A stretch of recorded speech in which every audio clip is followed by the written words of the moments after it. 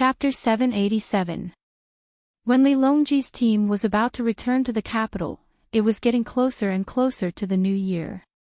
Zhang Xiaobao and Wang Wan, who wanted to rest in the capital, had to separate from the team in advance and head to Jili province at the fastest speed. Li Xiaogu, the person with the highest status in Khitan, also went with them. Li Xiaogu didn't go with Zhang Xiaobao willingly. He counted the days and found that even if he went back, he couldn't make it in time for the new year. Zhang Xiaobao and Wang Wan could go back to Jili province on the 28th or 29th of December. If he wanted to go by land, he would have to go on the road. But he couldn't refuse Zhang Xiaobao's invitation. Zhang Xiaobao said, "The people of Jili province invite you to spend the new year together and improve communication between the two places."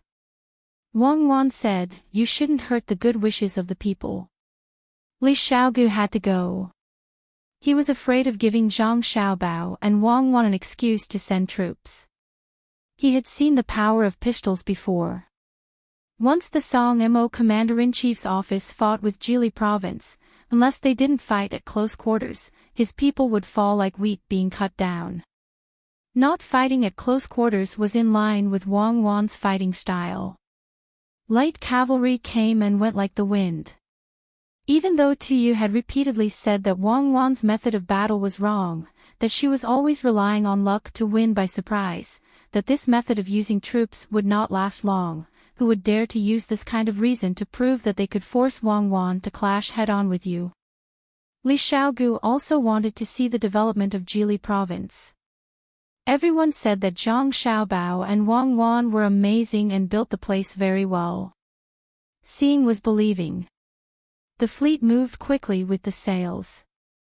Xiaobei and the others' days were as fulfilling as usual. They played games, studied, listened to stories, slept, and ate. Xiaobei, who had been promoted to a 5th-rank official, had to walk around every day. She wanted people to see her beautiful clothes to prove that she was a genuine 5th-rank official. She had a goldfish pouch on one side of her waist and a silverfish pouch on the other side. The goldfish pouch was allowed by Li Longji, so she could wear it even if her rank wasn't high enough.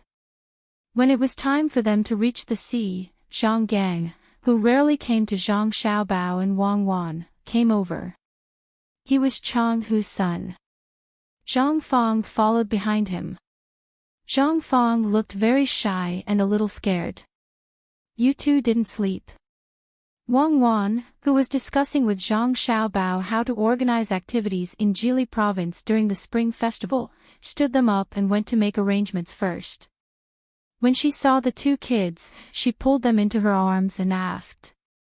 Zhang Fang didn't say anything. She buried her head in Wang Wan's arms. Zhang Gang mustered up his courage and said, "Sister Cuckoo, I want to ask, is it true that powerful weapons make people powerful?" Hearing Zhang Gang's question, Wang Wan was stunned. She turned to look at Zhang Xiaobao. Zhang Xiaobao came over, touched the little girl's head, and said, "It depends on the weapon. As long as it can't exterminate a whole family in one go, it may not be powerful. Even if it can break through a 1,000-man pistol team, your sister Wang Wan can still beat him without a pistol. Weapons are dead, people are alive. Don't always think about fighting. Those who are good at fighting have no outstanding achievements. The best generals are those who can subdue others without fighting. Is it like Sister Cuckoo now? Even if you don't beat people, people are still afraid. Is brother powerful or Sister Cuckoo powerful?" Zhang Gang was much more sensible now. He began to think about what he would do when he took over as the patriarch in the future. This was the result that Xiaobei always instilled in him. Zhang Xiaobao didn't say anything this time. He didn't want the little girl to be exposed to the darkness of human nature too early. Wang Wan said, "There is no one who is the most powerful. It only depends on who is more suitable. Now your brother Xiaobao is the most suitable. Can you recite the Tao Te Ching? Your brother Xiaobao can fight now." He is very good at fighting. War doesn't have to use force. Force is only a guarantee and a deterrent. Now the little girl couldn't understand. Wasn't war about killing people? How did it become about fighting without fighting? In order to make her understand as much as possible, Zhang Xiaobao asked, "Who is the most powerful when you are together?"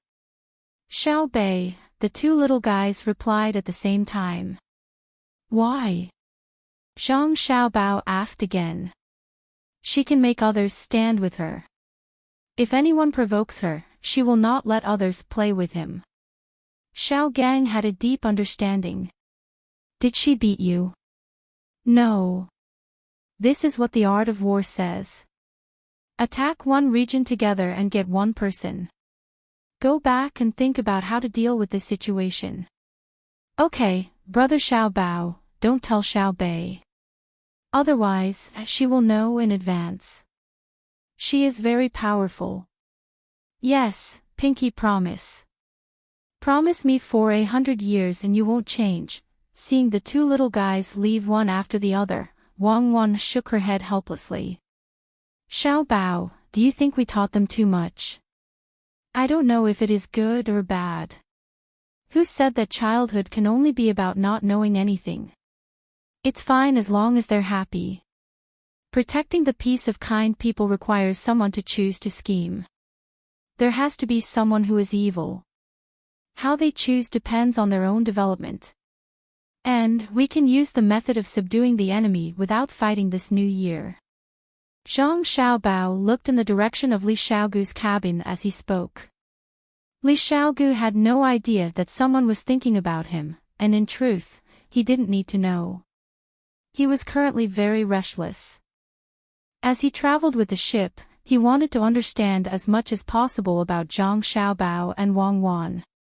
In the end, he realized that the more he knew, the more he would not be able to understand. He had seen Little Hai teach arithmetic to his younger siblings.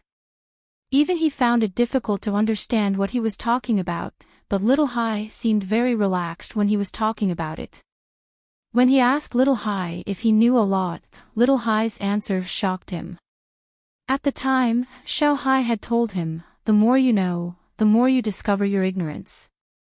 When you can calculate the ends of the sea, there is still the starry sky."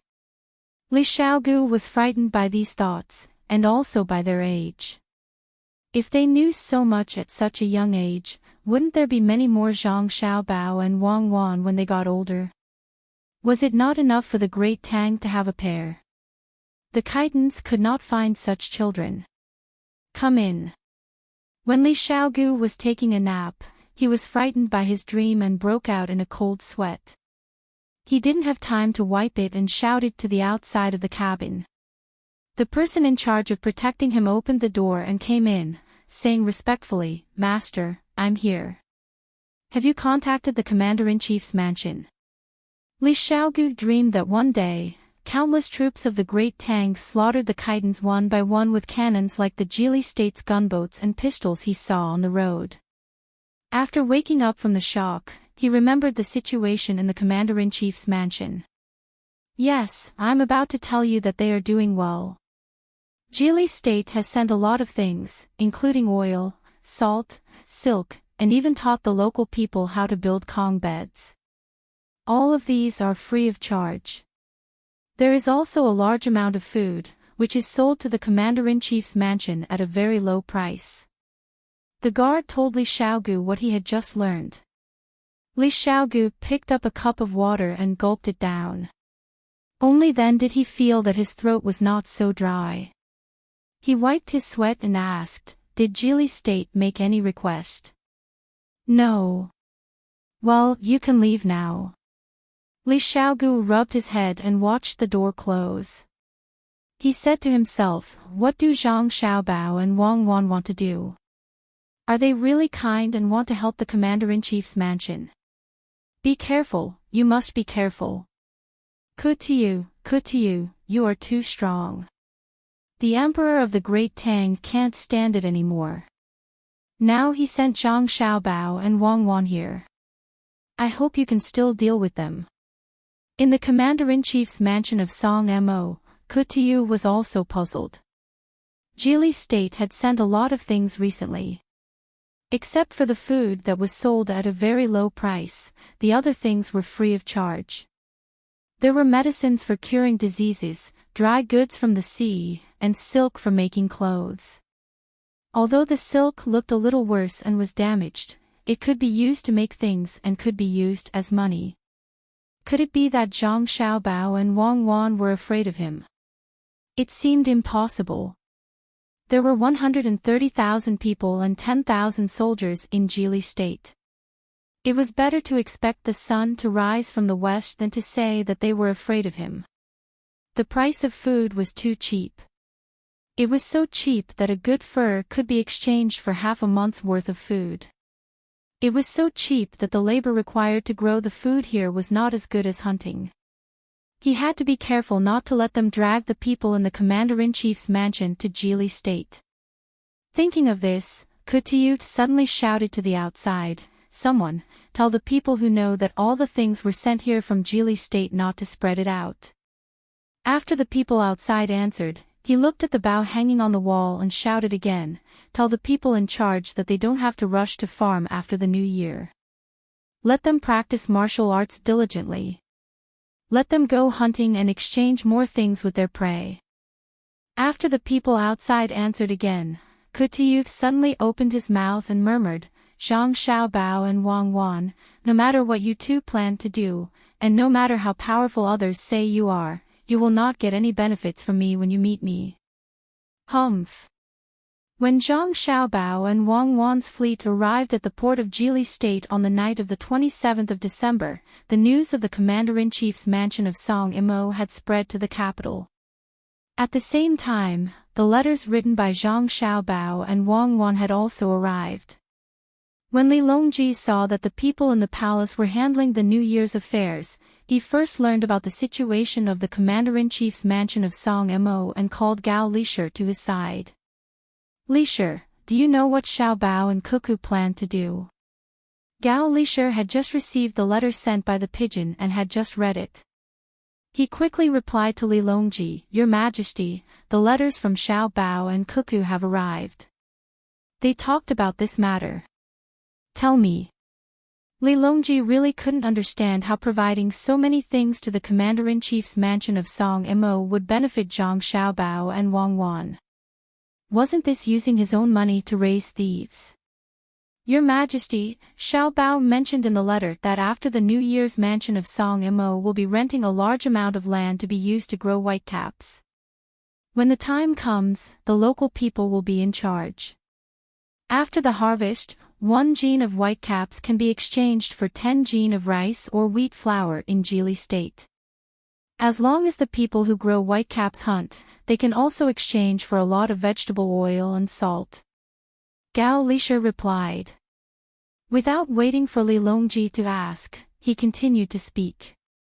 "Your Majesty, before the new year, sending good things to the commander-in-chief's mansion of Song Mo is the third ring in the chain plan.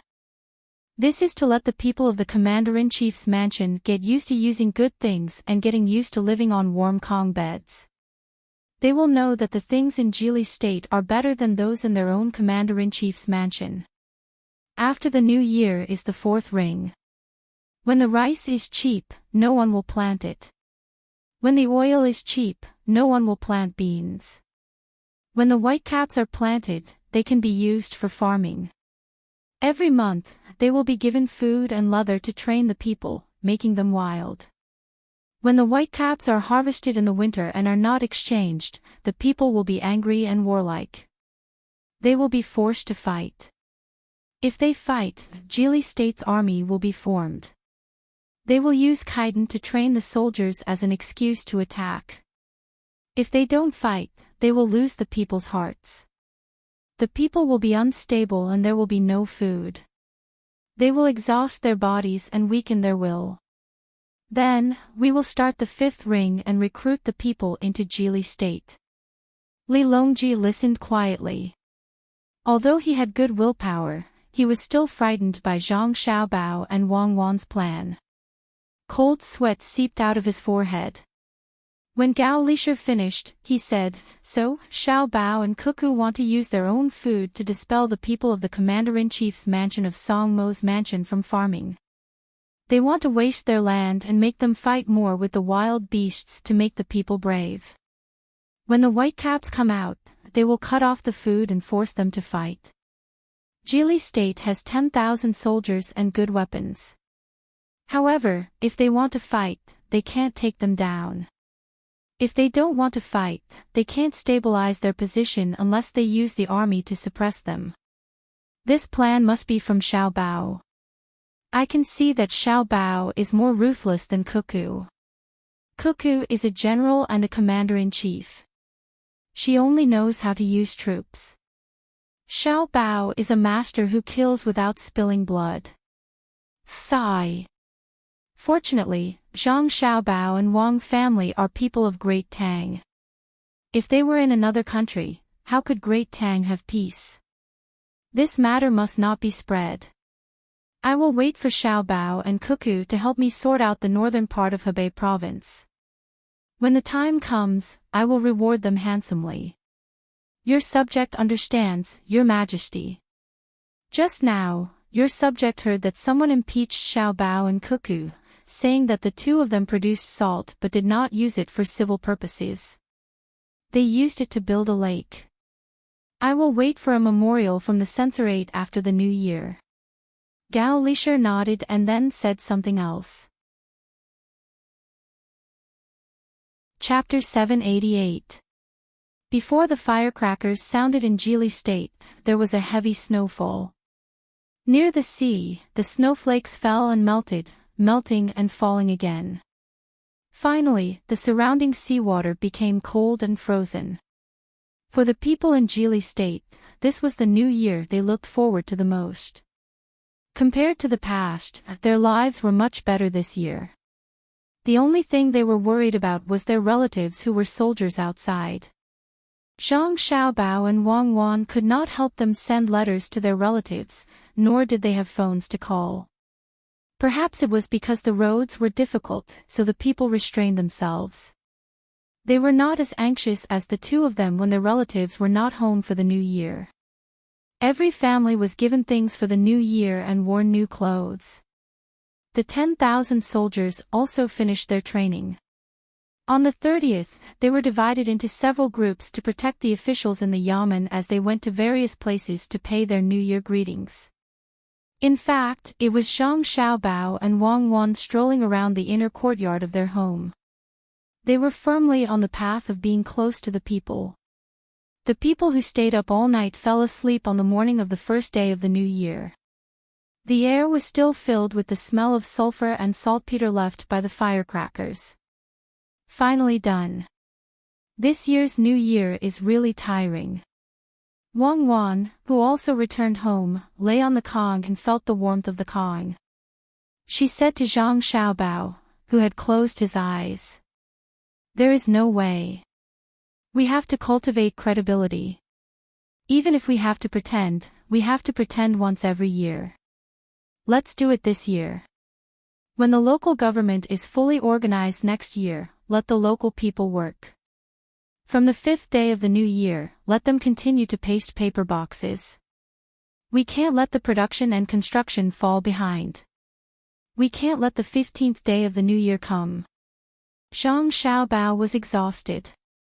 Even though he did not go too far to visit and only walked around the prefecture, it was difficult to walk. It was already dark at night and it was snowing. After walking for a few miles, he ran more than 10 kilometers and ate a lot of dumplings. On the way, he even found a chance to vomit twice. Otherwise, he would not be able to eat.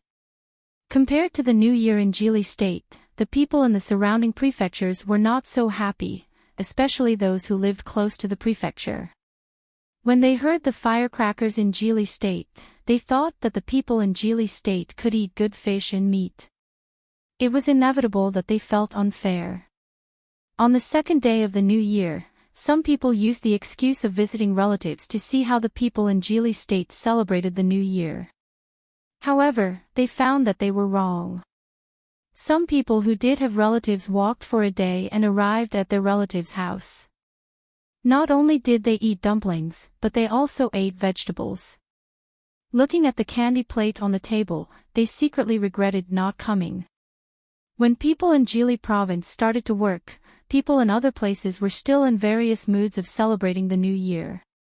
Before the 15th day of the first lunar month, the good life in Jili province had been spread to the surrounding areas at the fastest speed. It was estimated that it would not take too long for the news to spread to the Song Imo Commander-in-Chief's office and to the Bohai Commander-in-Chief's office, leaving behind a foundation for Zhang Xiaobao and Wang Wan's future plans. The people in Beijing were obviously busier than Zhang Xiaobao and Wang Wan. They needed to send gifts in return. The happiest people were Li Linfu and Cui Riji. The two of them finally returned to Beijing and did not have to stay in Xiankai County anymore. Cui Riji, who originally wanted to find trouble with Baoxin County, could only announce that his plan had failed. After the new year, people from Beijing would continue to be sent to Xiankai County to take over. There was also a county magistrate there to temporarily take over the work of the two people who left. County Magistrate Yen was in power. Just when he was happy that the imperial court would promote him to the position of county magistrate, the imperial court sent people to take away the seal in his hand. What they took away was not only the seal of the county magistrate, but also his official seal. He was indeed promoted to county magistrate, but not to Xiankai County. He was the county magistrate of Yiying County in Jili State, which was very close to the government office of the prefecture. Naturally, he did not know that this was because he did not work hard in the past year. During the new year, Li Longji, who was talking about Zhang Xiaobao and Wang Wan, thought of county magistrate Yen when he was recalling their backgrounds. He casually mentioned him, and his fate was decided. After packing his luggage and setting off with his family, County Magistrate Yen did not know what to feel. Being sent away was not a big deal, but what worried him the most was meeting Zhang Xiaobao and Wang Wan. Back then, when the two of them were not in Baoxin County, he went to find Yiwei to discuss making money. If he was remembered by the two of them, how could he live a good life? Hiding these thoughts in his heart and not letting his family know, County Magistrate Yen deliberately slowed down his journey. He could have taken the water route, but he insisted on taking the land route. He wanted to get through the time of his appointment and ask the imperial court to change his position. Even if he was punished and demoted, it was still better than going to Jili State. Zhang Xiaobao and Wang Wan did not know that County Magistrate Yen had come, and they did not know that County Magistrate Yen was so afraid of them. Zhang Xiaobao continued to organize the production, and Wang Wan continued to train her soldiers. The ice was cut open, and people jumped in to swim until the end of March and the beginning of April. By that time, Empress Wang would be about to give birth. Wang Wan would send 1,000 people to sail northeast along the coast to see if they could reach North America. A warm wind blew, and the sea in Jili State opened. The fishermen who had been catching fish in ice caves in the winter did not care about the cold of spring. They boarded the fishing boats and went out to sea to continue fishing for Zhang Xiaobao and Wang Wan. Should we go to Huayuan County? After seeing that Empress Wang is safe, Wang Wan felt that she had nothing to do, so she found Zhang Xiaobao, who was looking at a map. It doesn't seem to make any difference whether we go or not. Just stay here and wait for Empress Wang's child to be born. Let people keep her for 2 more months. I heard from my godfather that Li Longji wants to throw Empress Wang's child to our family. We have to be prepared in advance. Especially in the prevention of diseases. If his child dies here, no matter how magnanimous he is, it is impossible for him to not bear grudges. History is no longer the original history. We have created the future. Zhang Xiaobao still had things to do. If he listened to Wang Wan and went to Huayuan County, he would waste a lot of time. If he did not go, he would be separated from Wang Wan. Now, there was no good communication tool. If he thought of something, there was no one to help him plan. Wang Wan listened to Zhang Xiaobao and nodded. Then I won't go either. I will accompany you to work on the spring plowing. We still have to build a beautiful house here. It will be more lively when the two little guys come. Disinfect the places that should be disinfected, and isolate the places that should be isolated. We will wait for them to come. Time passed quickly. Some people were looking forward to it, while some people were cursing. Finally, the cry of a baby came from Yawang Mountain in Huaiyuan County. Chapter 789. The Empress had given birth to a son. This was a big deal. It was much more important than the calf in Xiao Wuzi's house. The officials were silent. The news from the eunuch was that Empress Wang had given birth to a boy and a girl. After a while, a boy was born. Last year, the emperor wanted to dethrone Empress Wang. This year, 2 children were born. There was no big mistake. The empress's position was stable. The officials who were on Wu Huifei's side were scared. The officials who usually didn't help either side hesitated. The officials who were on good terms with Empress Wang began to think. The emperor's eldest son was Prince Qing, Li Tan. The crown prince was Li Ying. Would there be a change in the position? The officials had their own thoughts. Li Longji didn't think too much. He felt that Empress Wang, who seemed to have changed last year, was very good. Now, she had a son and a daughter. Li Longji was so happy that he didn't know how to express it.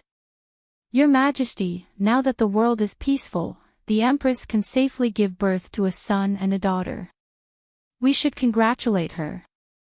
Gao Lisher knew which side Empress Wang was on. He usually didn't want to care about the affairs of the harem. At this moment, he had to help say something. If Wu Huifei gave birth to a son and a daughter, he would just congratulate her. Wu Huifei was too scheming. Empress Wang was different. She just wanted to protect her position and be good to the people of the harem. Li Longji tried to suppress the emotions in his heart and nodded. We should congratulate her. This matter will be left to the Ministry of Rights. The Minister of Rights, Su Yi, quickly agreed. He didn't care if the court meeting was still open. He hurriedly left to arrange the etiquette. Today's court meeting will be led by Minister Zhang. Li Longji had something on his mind. Seeing that there was no problem that he had to deal with today, he left with Gao Lisher. As soon as he came out, Li Longji asked Gao Lisher, "Lisher, do you know how to raise the 2 sons of Huaiyuan? Your Majesty wants to put them beside Xiaobao and Cuckoo. I'm afraid that Empress Wang will miss her children." Gao Lisher already knew what the emperor was thinking. If the Zhang family and Wang family only had Xiaobao and Cuckoo, it would be a once in 100 years. There was no point in thinking too much about it. Geniuses were not that easy to come by. However, ever since he saw Xiao Bei and the others, things had changed. There were 9 of them in Xiao Bei's group. They weren't very old, but they were much taller than ordinary children. They were smart, lively, and sensible. Other than those children who were born with the ability to write, there were no other children of the same age who could compare to them. It could be said that each of them had their own strengths, and they did not lack basic skills. This showed that the Zhang family and the Wang family had a complete set of education methods. They were not natural talents, but the result of later teaching. If the children were placed with them, perhaps there would be another Xiaobao and Cuckoo. They were proficient in both literature and martial arts. They could rule the country through literature and pacify the country through martial arts. No matter how good other people's children were, they were not as capable and considerate as their own children. That was why Gao Lisher said that. How could Li Longji not know what Empress Wang was thinking? She finally had a child, and no one could take the position of Empress away from her. Even if he wanted to, he couldn't, unless Empress Wang made a huge mistake. But was that possible? Previously, she had gone to Huayuan County. After returning, it was as if she had changed into a different person. She had become smarter and prettier. She was no longer the careless person she used to be. It was as difficult as ascending to the heavens to find fault with her. She finally had a child, so wouldn't she have to keep him by her side all day long? But that wouldn't do. He was worried about putting other children in the hands of Zhang Xiaobao and Wang Wan. After all, the two of them were only good to Empress Wang. He wanted to send the two children to learn some skills. Needless to say, they would be able to have the same skills as Xiaobao and Cuckoo when they were 10 years old. It would also be possible when they were 20 years old. Thinking of this, Li Longji gritted his teeth and decided, after I discuss with the Empress, Li Shi can go and tell Xiaobao and Cuckoo to see what they plan to do. Yes, this official will do it immediately. Gao Lisha responded and strode away to write a letter to Zhang Xiaobao and Wang Wan. Go to Xingqing Palace. Li Longji said and took a deep breath. He felt that today's weather was very good. The people in power had their own thoughts. The ordinary people couldn't care about the matters of the court. They just wanted to have a better life. Now that food was cheap and they had a better life, they needed to ask for something else. The people didn't understand the construction of spiritual civilization and didn't think about it. They just wanted someone to inherit their family business and continue the family line. They wanted someone to take care of them when they were old. Empress Wang gave birth to 2 children on Yawang Mountain. After some people spread the news that Zhang family and Wang family also had 3 twins spread like wildfire. Even if the boys weren't Zhang family and Wang family's children, the people still thought that they were related to Zhang family and Wang family. Now that Empress Wang also gave birth to 2 children, no one believed that it had nothing to do with Zhang family and Wang family. Therefore, Yawang Mountain and Dei Hospital, which were originally popular, became places that even more people yearned for. The first thing that spread in Jiangxi province was that Zhang family and Wang family had the treasured land of Yawang Mountain, which was why they could give birth to 4 children at the same time. Yawang Mountain was a good place to have children. People who had a little property all went to Yawang Mountain to look for it, regardless of whether it was still warm or cold. People who used to live in Dei Sanatorium were even more concerned about Yawang Mountain, which was not far away. Unfortunately, Yawang Mountain was still under renovation and was sealed. Ordinary people weren't allowed to take half a step in. Even people from the palace had to be watched by the side and bathed and changed clothes before they could go in. This kind of thing could fool ordinary people, but it couldn't fool smart people. The sealing of the mountain turned out to be in preparation for Empress Wang's pregnancy and confinement. Everyone was so anxious that they scratched their heads, but there was nothing they could do. They could only wait for Empress Wang to finish her confinement quickly. Even if they couldn't go up the mountain, they could still walk around the foot of the mountain to get some of the immortal aura that came down from the mountain. For a while, the inns at the foot of Yawang Mountain were full. Even the people nearby rented out their houses to people who wanted to have healthy children. They made a lot of money. The tour groups in the capital didn't need Zhang Xiaobao and Wang Wan's instructions. They had already raised the price. Those who followed the tour group had to pay twice as much money as before.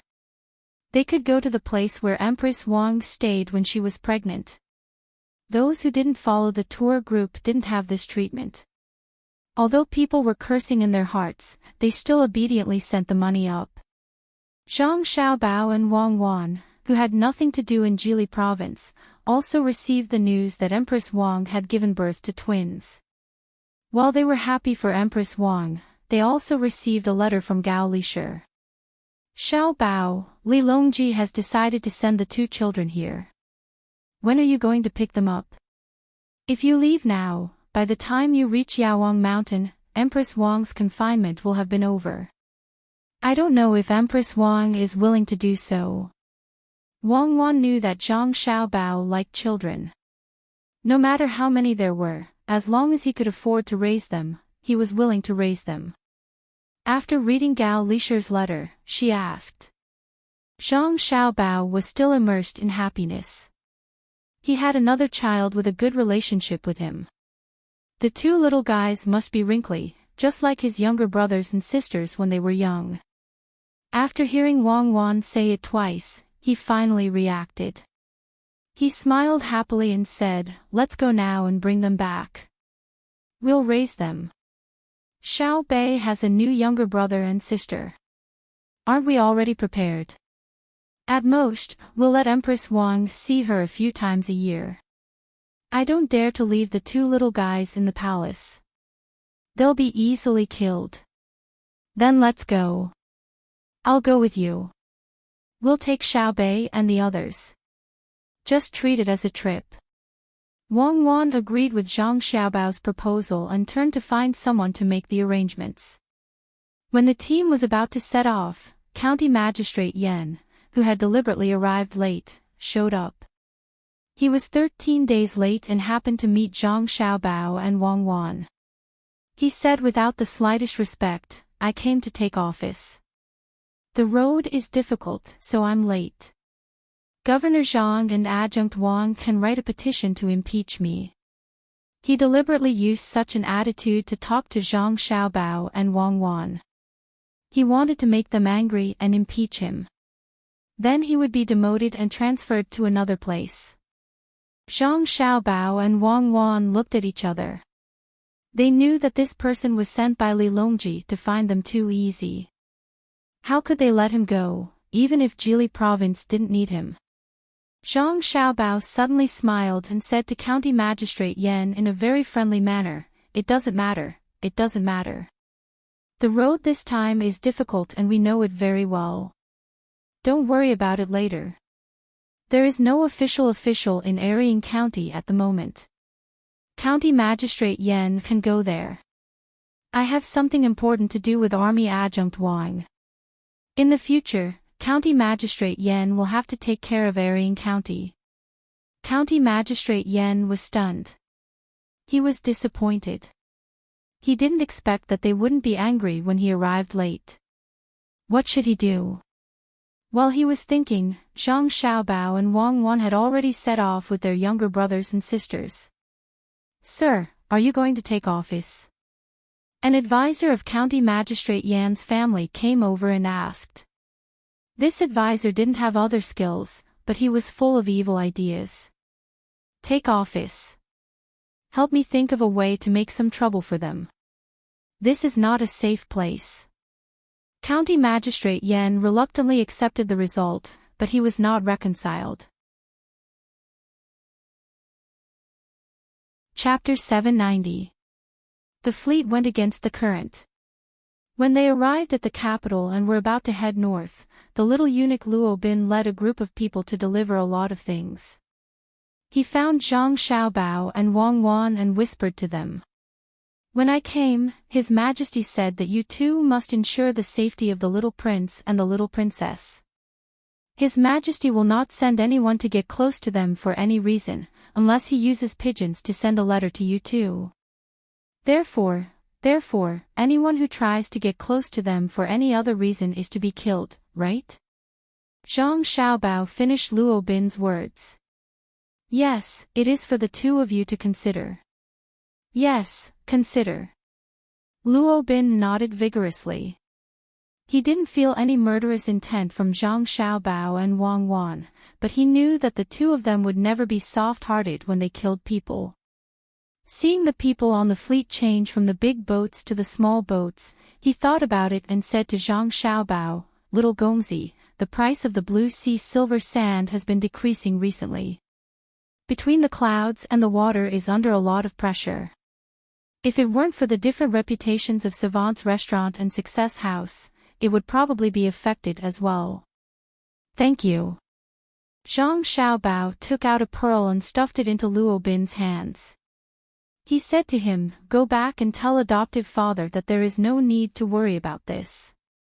Everything is under control." "Yes," little Gongzi said, that everything will be under control.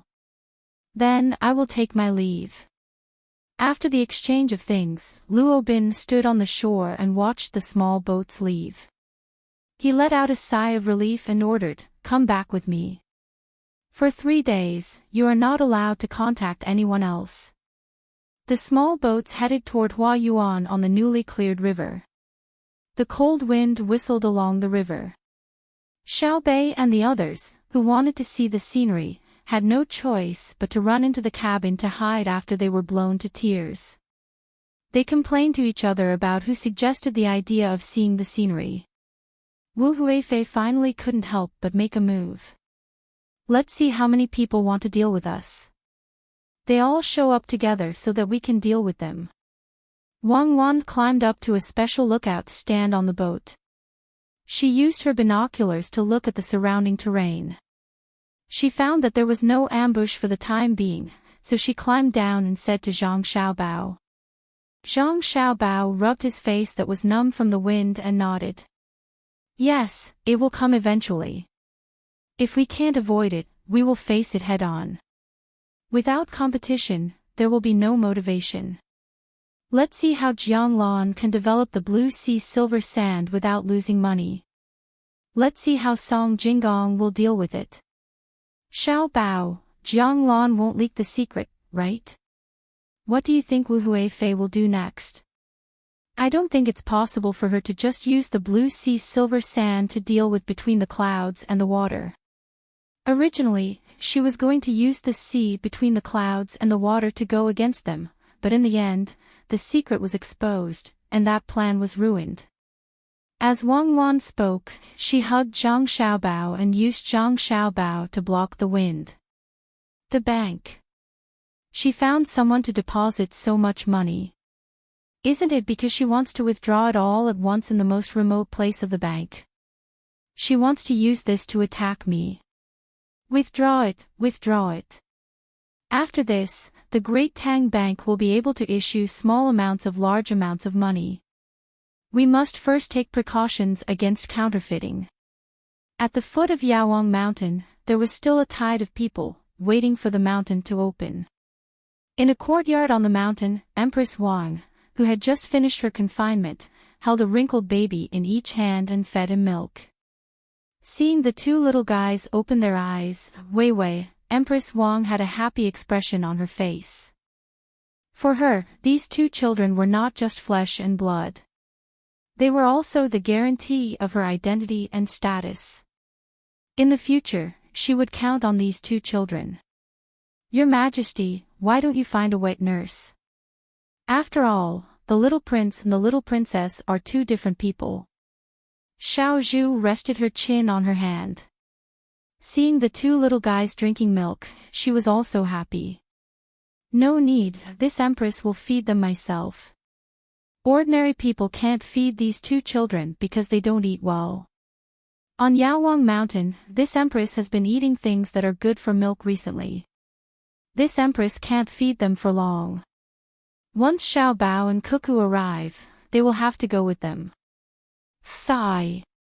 Empress Wang already knew the fate of the 2 children and was very reluctant to part with them. Xiao Zhu also felt sad. "Your Majesty, why don't you let Xiao Zhu go with them? What's the use of you going with them? When it comes to taking care of children, there is no one in Great Tang who can do better than the Zhang family and the Wang family. If they are really raised in the palace, it is better to send them to Xiao Bao and Cuckoo. As long as they can be like Xiao Bei, it is fine." Empress Wang thought of Wu Huifei's first child, Li Yi. She had taken good care of him, but he still died early. It was better to send him away. Xiao Zhu reached out to touch the little princess's face, but was blocked by the little princess's hand. She said, "Your Majesty, the Zhang family and the Wang family are very capable. Shouldn't we let the little prince learn the way of the emperor?" She said this very carefully. Her voice was so soft that it couldn't be heard from a distance. Empress Wang's expression changed immediately. After a while, she said, "Now that the crown prince is here, there are other princes. My son shouldn't fight for it. A stable life is also a blessing. The way of the emperor is ruthless." Why? Empress Wang didn't doubt that the masters of the Zhang family and the Wang family didn't know the way of the emperor. Look at Xiao Bao's strategy, look at Cuckoo's method of control, and look at how Xiao Bei and the others were liked by the emperor. If they didn't know the way of the emperor, how could they be stable? Especially Xiao Bao and Cuckoo. There were many things that they couldn't do, but they couldn't do. Plus, with the skills that she learned last time, who would believe that the masters of the Zhang family and the Wang family didn't know? Xiao Zhu felt a little regretful, but she understood that if one wanted to be a good emperor, he couldn't be a good man and a good father. Otherwise, which father would be willing to marry his daughter to someone else? In the eyes of the emperor, everyone could be used. Princess Donghua was originally going to be married to Li Xiaogu. Later, because of Xiao Bao and Cuckoo's stubbornness, she stayed. Li Xiaogu didn't dare to find trouble, but he suddenly kept silent. If it weren't for the two of them, Princess Donghua would have been married. "Your Highness, it's better to let the Zhang family and the Wang family decide what the little prince and princess can learn. I heard that Wu Huifei wants to make a move on Xiao Bao and Cuckoo. I don't know what happened. She has already made a move. The price of the blue sea silver sand at Yawang Mountain has been decreasing.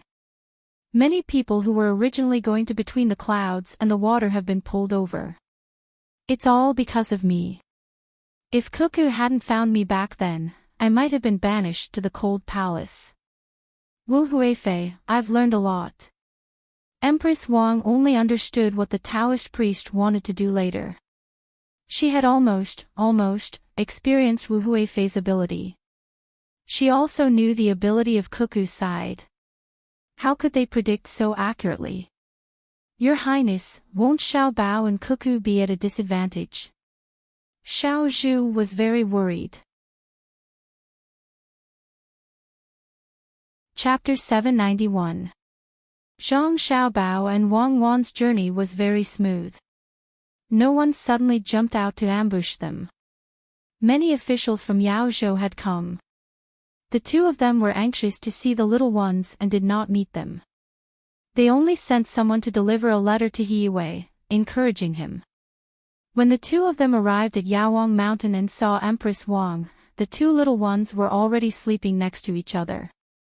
Just like watching rare animals, Xiao Bei and the others looked at the little ones one by one. Their mouths were still moving while they were sleeping. So small. Xiao Bei measured the two little ones' height with his hand. "You're not big either." Xiao Yuan added. "I'm still bigger than them. In the future, they'll be under my protection. No one is allowed to bully them." Xiao Bei reached out and touched the little girl's mouth. The little one, whose mouth was still moving, turned her head towards Xiao Bei's finger, wanting to suck on it. Empress Wang had people bring over a lot of food. She glanced at the two children and asked Zhang Xiaobao and Wang Wan in a low voice, "When are you leaving? Why don't you stay at Yawang Mountain for a few more days?" "We'll leave after 2 days. We'll go to the capital with your majesty and take charge of the Tang Bank. Trouble is coming." Zhang Xiaobao knew that Empress Wang was reluctant to part with her children, but she had no choice. Empress Wang looked at her children again. After thinking for a while, she asked, "Is it Wu Huifei who's causing trouble for you? Blue sea silver sand has stolen a lot of business from between the clouds and the water. She asked for it. Your Majesty doesn't need to worry about blue sea silver sand. This summer, a new chain restaurant will appear.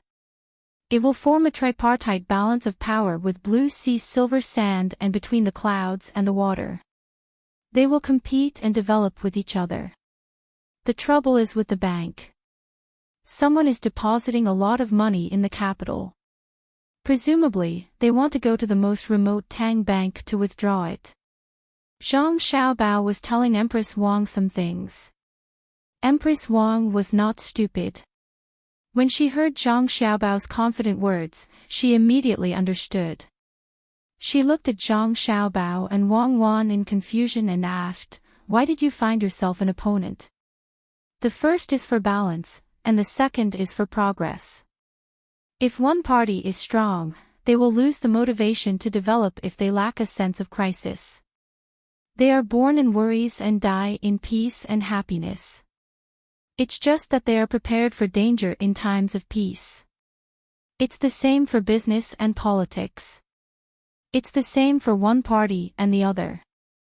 Nothing in the world goes beyond that."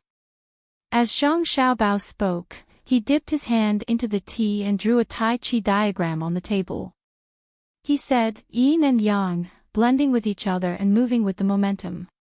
Yang turns into Yin, and Yin follows Yang.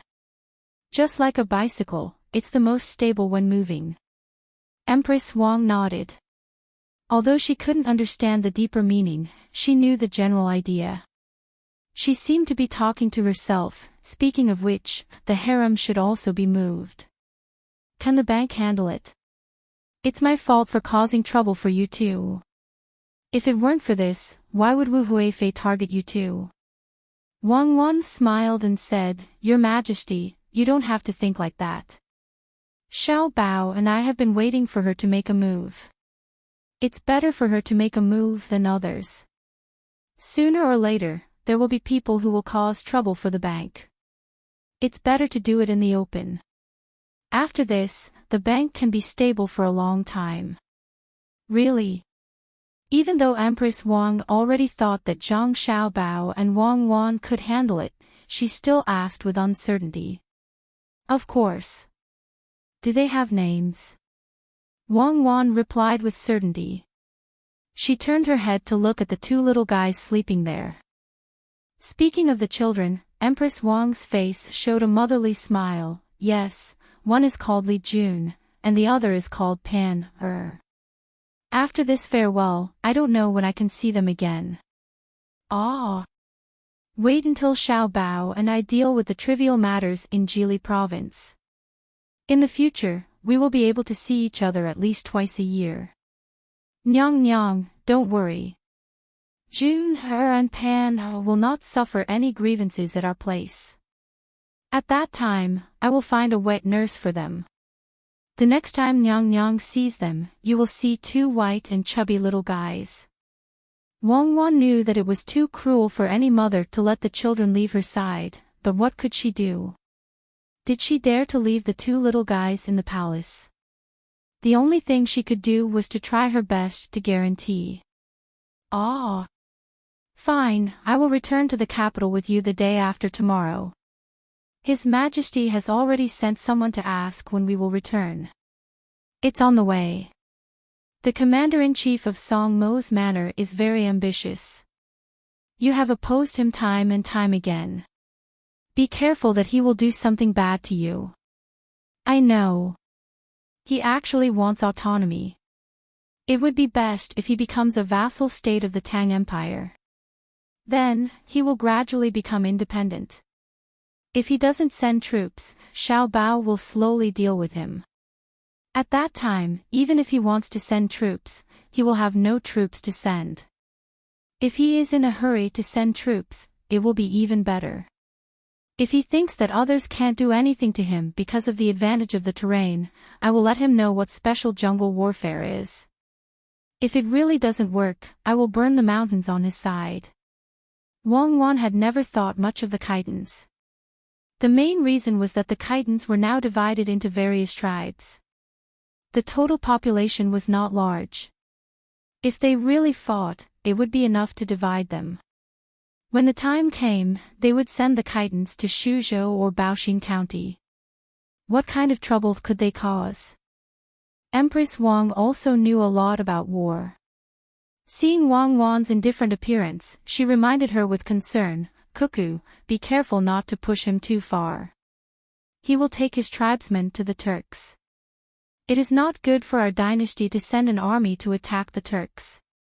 If he really dares to go to the Turks, it will be even better. I will fight the Turks as well. I am worried that I won't have a place to use my new weapon. How big is it? It will be good to know its weaknesses and strengths. It will increase the speed of research. As Wang Wan was speaking, Pan was woken up by Xiao Bei's kiss. She was sleeping comfortably. When she opened her eyes and saw that she didn't recognize anyone and that there was no one she could rely on, she opened her mouth and cried. Xiao Bei embarrassedly stuck out his tongue, crying, "This child. Come, give her to me." Empress Wang smiled as she picked up her daughter. She shook her, coaxed her, and quickly fell asleep again. 2 days later, everyone set out. Empress Wang's group was not small. The people in charge of protection rode along the banks and following the flow of the river toward the capital. The people who had been waiting for a long time at the foot of Yaowang Mountain finally let out a sigh of relief. Yaowang Mountain was open. Everyone rushed over like a tide. Before Zhang Xiaobao's group reached the capital, there were fast horses coming from downstream. They found Zhang Xiaobao and Wang Wan, who were with Empress Wang, and reported, "Young master, young lady, there is news from Suzhou. There is a run on the Great Tang private bank. The private bank is currently mobilizing cash. Between the clouds and the water and sea and clouds have already prepared to take action." Got it. They actually ran to Suzhou. I thought they would go somewhere else. Hurry up and tell the Suzhou Money House to release the news of free deposits. There will be no processing fees for people depositing and exchanging money. Chapter 792. In the Suzhou government, Wu Feng, who was riding a fast horse at a speed of nearly 800 li, was not in the mood to swim in Lake Tai, let alone have the time to taste the prawn rake. With a pile of documents on him, he impatiently went to the Great Tang Bank in the Suzhou government. He took out the 1.5 million strings of coins and let the people of the bank verify it. According to the rules, those who asked for more than 50,000 strings of coins would have to wait 3 days before they could pay. He then found an inn not far from the bank and stayed there. When he found the innkeeper, he didn't say anything. He used a copper coin to arrange a pattern of the Big Dipper on the table. After the innkeeper personally poured half a cup of tea for him, he asked, "Do you have autumn crabs?" "Sir, you came at the right time. During the spring plowing, the autumn crabs are fat." "Sir, how many would you like to eat?" The innkeeper replied. "Give me half to try first." Wu Feng followed. "Sir, please wait a moment. I'll be right there," the innkeeper said as he filled the cup and bowed to leave. Not long after, the door opened and a middle-aged man wearing a silk headscarf came in. He looked back and carefully closed the door. He moved closer to Wu Feng and said, "Third steward, you've come. Are there any orders from above?" "Yes, it's time to act." "How much money do you have here?" Wu Feng originally did not want to use the power here. But after he showed the documents and had them verified by the people of the Great Tang Bank, the other party did not show any signs of difficulty. He had no choice but to prepare another hand. As for the title of third steward, he had just gotten it last year. The main reason was because he contacted the merchants of the Jiangnan East Road to open the Blue Sea Silver Sand. The middle-aged man poured himself a cup of tea and raised it to reply, "Third steward, we only pulled in 400,000 strings of coins and promised many benefits to others." "How much money can be used in the capital?" 400,000 strings of coins. "Yes, that's about right. After 3 days, withdraw a small amount." The capital borrowed 1.5 million strings of coins, and the storage fee was paid by the Wu family. Starting tomorrow, Send people here to spread the news that the Great Tang Bank has no more money. If the money deposited is not withdrawn, then not a single coin can be taken back. After this matter is settled, you can return to the capital this year. Wu Feng did a rough calculation and was afraid that the Great Tang Bank still had the ability to pay 1.9 million string of coins, so he suggested this method.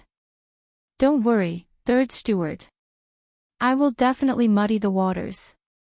Hearing that there was a possibility of returning to the capital, the middle-aged man was very excited. The capital was good, people who could stay in the capital were not willing to go elsewhere.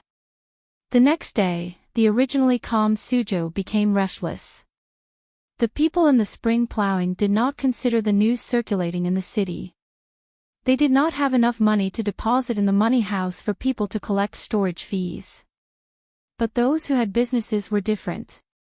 They were always afraid of losing money if they kept it at home. Since the appearance of the Great Tang Bank, they found that the storage fee they paid each year was not much. It was basically the same as what they used to store the silk at home. In this way, these people could deposit their money in the Great Tang Bank and not worry about it being stolen. Now that he heard someone say that the Great Tang Bank had run out of money, at first he didn't believe it, but then he decided that he would rather believe it than not. He was prepared to withdraw the money first.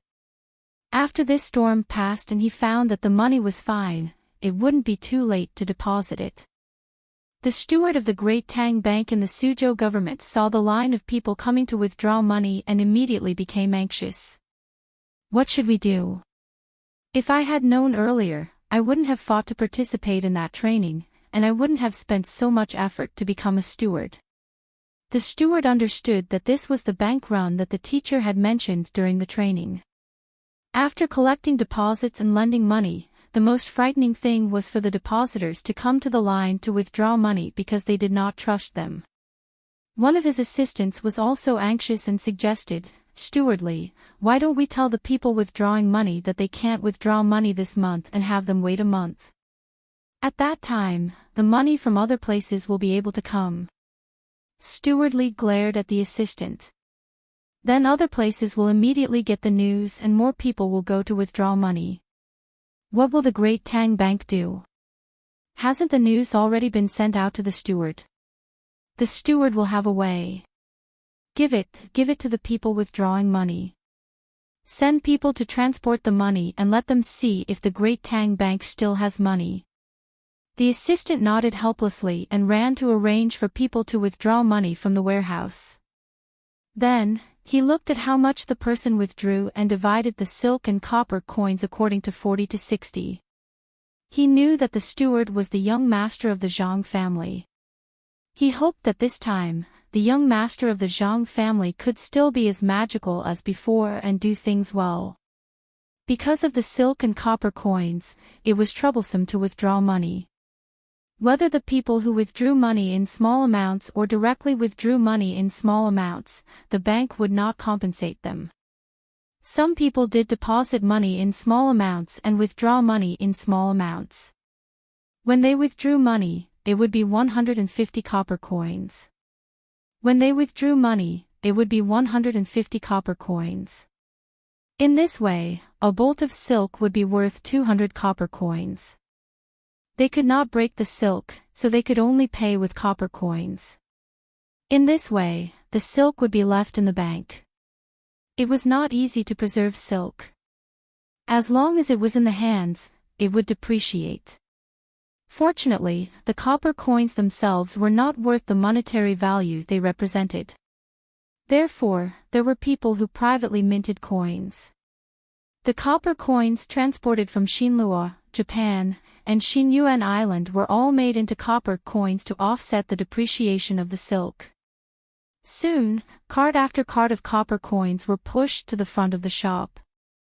Manager Li wanted to shout to the people in line to withdraw money, "You don't have to worry about the Great Tang Bank not being able to take out the money."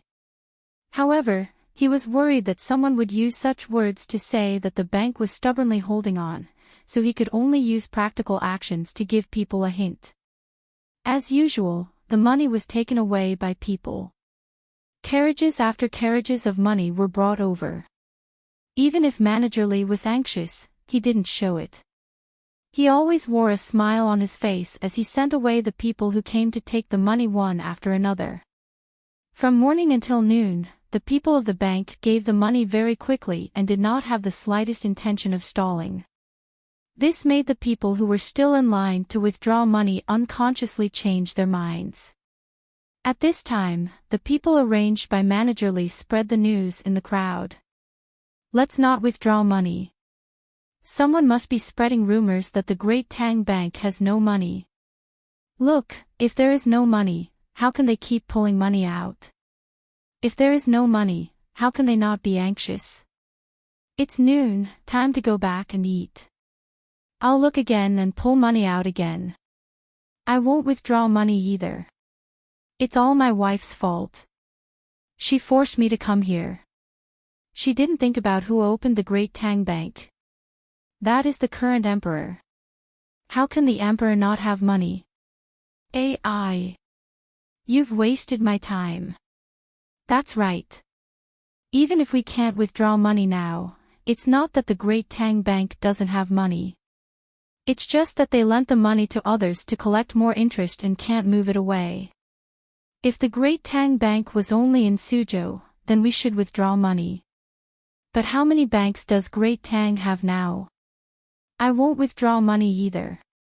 All kinds of voices like this sounded in the crowd, causing the people who were still waiting to withdraw money to be moved.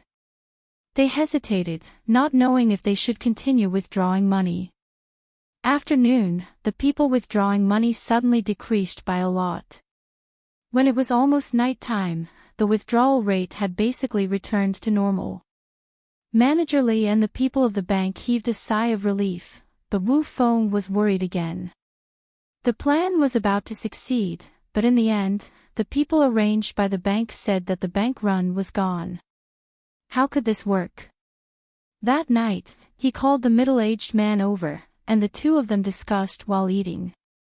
Third steward, according to your thoughts, can the Great Tang Bank in Suzhou still pay 9 million string of cash? It's not a small amount. If it's not too much, then we should wait to prevent people from finding out. The middle-aged man was a bit worried. If he continued to send people to spread the news about the Great Tang Bank, once someone found out, it wouldn't just be his side that would be in trouble. If the emperor knew that it was Wu Huifei who did it, no matter how much he doted on her, he would vent his anger on her. How could Wu Feng not understand this point? If it was someone else supporting the bank, he wouldn't care.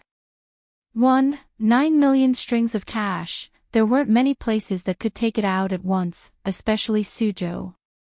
The people here had borrowed a lot, so the bank shouldn't have much money left. But today's opponent was Zhang Xiaobao. Who dared to underestimate him? Those who underestimated him didn't have a good ending.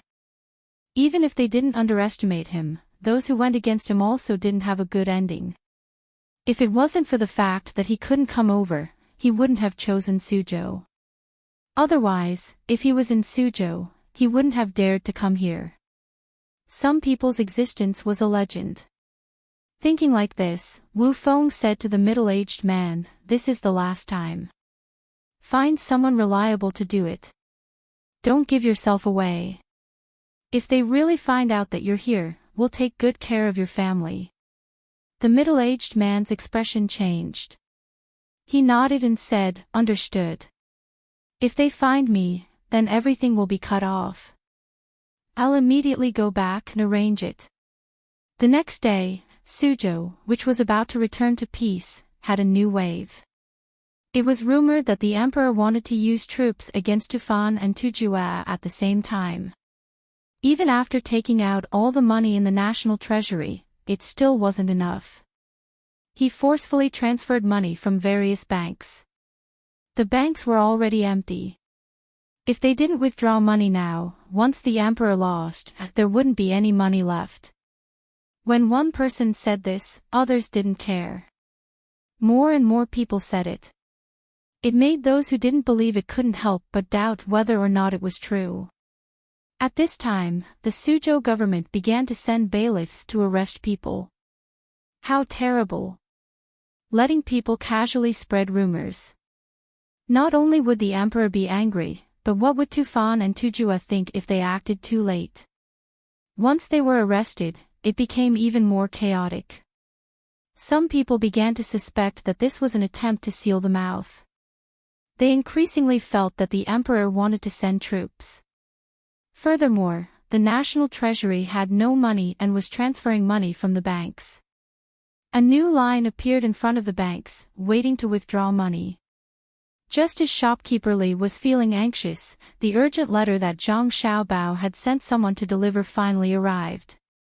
Looking at the contents of the letter, shopkeeper Li's heart finally settled down. He immediately had someone post a notice outside according to what was written in the letter. Is there no money? An illiterate commoner saw the notice and anxiously asked around. A literate person went over to take a look and said to the people around him, "Good news, great news. The emperor said that the national treasury is now full and the 4 seas are at peace. Therefore, the Great Tang Bank will remove the service fee for people who have previously deposited money after 1 month. The new people who deposit money will only have half of the original amount. When summer comes, the Great Tang Bank will completely remove the service fee. Also, starting from today, the interest on loans will also be reduced. The conditions for loans will also be slightly relaxed. In the future, more people will be able to borrow money. Good news, great news." Hearing the literate person's words, the people who wanted to withdraw money were confused. Who was the one who said it? If the bank was deliberately deceiving people, then the bank should not have relaxed the conditions for loans and reduced the interest when the bank ran out of money. Could it be that the bank really did not lack money? Someone in the crowd began to speak. Don't withdraw money. If you withdraw money and deposit it again, although it will be half of the previous service fee, it will not be as good as when there was no service fee in the beginning. Don't withdraw money, the emperor will not deceive us. I also won't withdraw money. Who knows, there might be something good waiting for us. It must be that the person who started the rumor knew in advance that the emperor was going to do this, so they came to take advantage of it. That's right, the person who started the rumor should be caught and beheaded. It's really too deceptive. I already withdrew 30 strings of cash yesterday. I've lost money, lost a lot. The crowd dispersed again. This time, no one continued to spread the rumor. Many of the people who started the rumor were arrested. They all said that they heard it from other people in the inns and restaurants. At the moment, it was really hard to find who started it. They could only be locked up for a few days and released when the time came. Third steward, is there such news from the capital? Did the emperor really say that? The middle-aged man found Wu Feng with lingering fear. What does it have to do with the emperor? The person who is really in charge of the Tang Bank is Zhang Xiaobao. Whatever he says is what it is. What a fast speed. I just made my move and he already knew. I wonder if he can still take out the remaining one. 9 million strings of cash. Wu Feng did not have any confidence in his heart. Didn't Zhang Xiaobao go to Huayuan County to pick up the child? How could he still manage Suzhou? The third day came. The middle-aged man first had someone withdraw the 400,000 strings of cash he had saved, promising that person many benefits. After all, this interest had to be taken by himself. Otherwise, the other person did not need to pay the service fee. If he still wanted them to pay more, they would not do it. Following that, Wu Feng also found the Tang Bank and wanted to take his 1.5 million strings of cash. Seeing stewardly, the other party's one sentence scared Wu Feng silly. Third steward, the money you asked for has been prepared. Come with me to get it. Steward Li said politely. Just this one sentence made Wu Feng feel cold from head to toe. He knows, he really knows. It was not a fake name that I gave, nor did he say my real name. Instead, he called me the Wu family in the capital. What should I do? What should I do? Will the Empress's side be? Wu Feng's vision turned black and his ears rang. Even when Steward Li touched him, he did not feel anything. He only felt that his whole body was numb and did not have an ounce of strength. His stomach felt like he had drunk a lot of wine and wanted to vomit but could not. With a puff, Steward Li sprayed a mouthful of strong wine on Wu Feng's face. Only then did Wu Feng wake up. Third steward, please come with me. The bank does not have one. 5 million strings of cash. We need to get it from other places. Steward Li said again. Wu Feng was so scared that his soul almost left his body. When he heard that the bank could not take out so much money, he did not feel the slightest bit of joy. He thought for a while and said, if you don't have that, then don't take it. How can that be? If you don't take it out, then the bank will not receive the management fee. Furthermore, the third steward has already made an appointment in advance. Please, the young master of the Zhang family has been very busy for this matter. He took the money between the clouds and the water and sea in clouds, and even transported a few 100,000 strings of cash from nearby places. After negotiating with the local investors, we finally managed to gather one. 5 million strings of cash for the third steward. Oh, it's 9 million strings of cash. Steward Li reached out to support Wu Feng. Just like that, Wu Feng was sent to the bank between the clouds and the water by Steward Li. Looking at the mountain of money, Wu Feng knew that it was impossible for him to transport it away. The transportation fee was more than 10 times higher than the management fee. He could only deposit it in the bank again. After entering and exiting, the management fee was not small. More importantly, he was exposed. He wondered how the Empress was doing in the palace. In the capital, Li Longji already knew about it.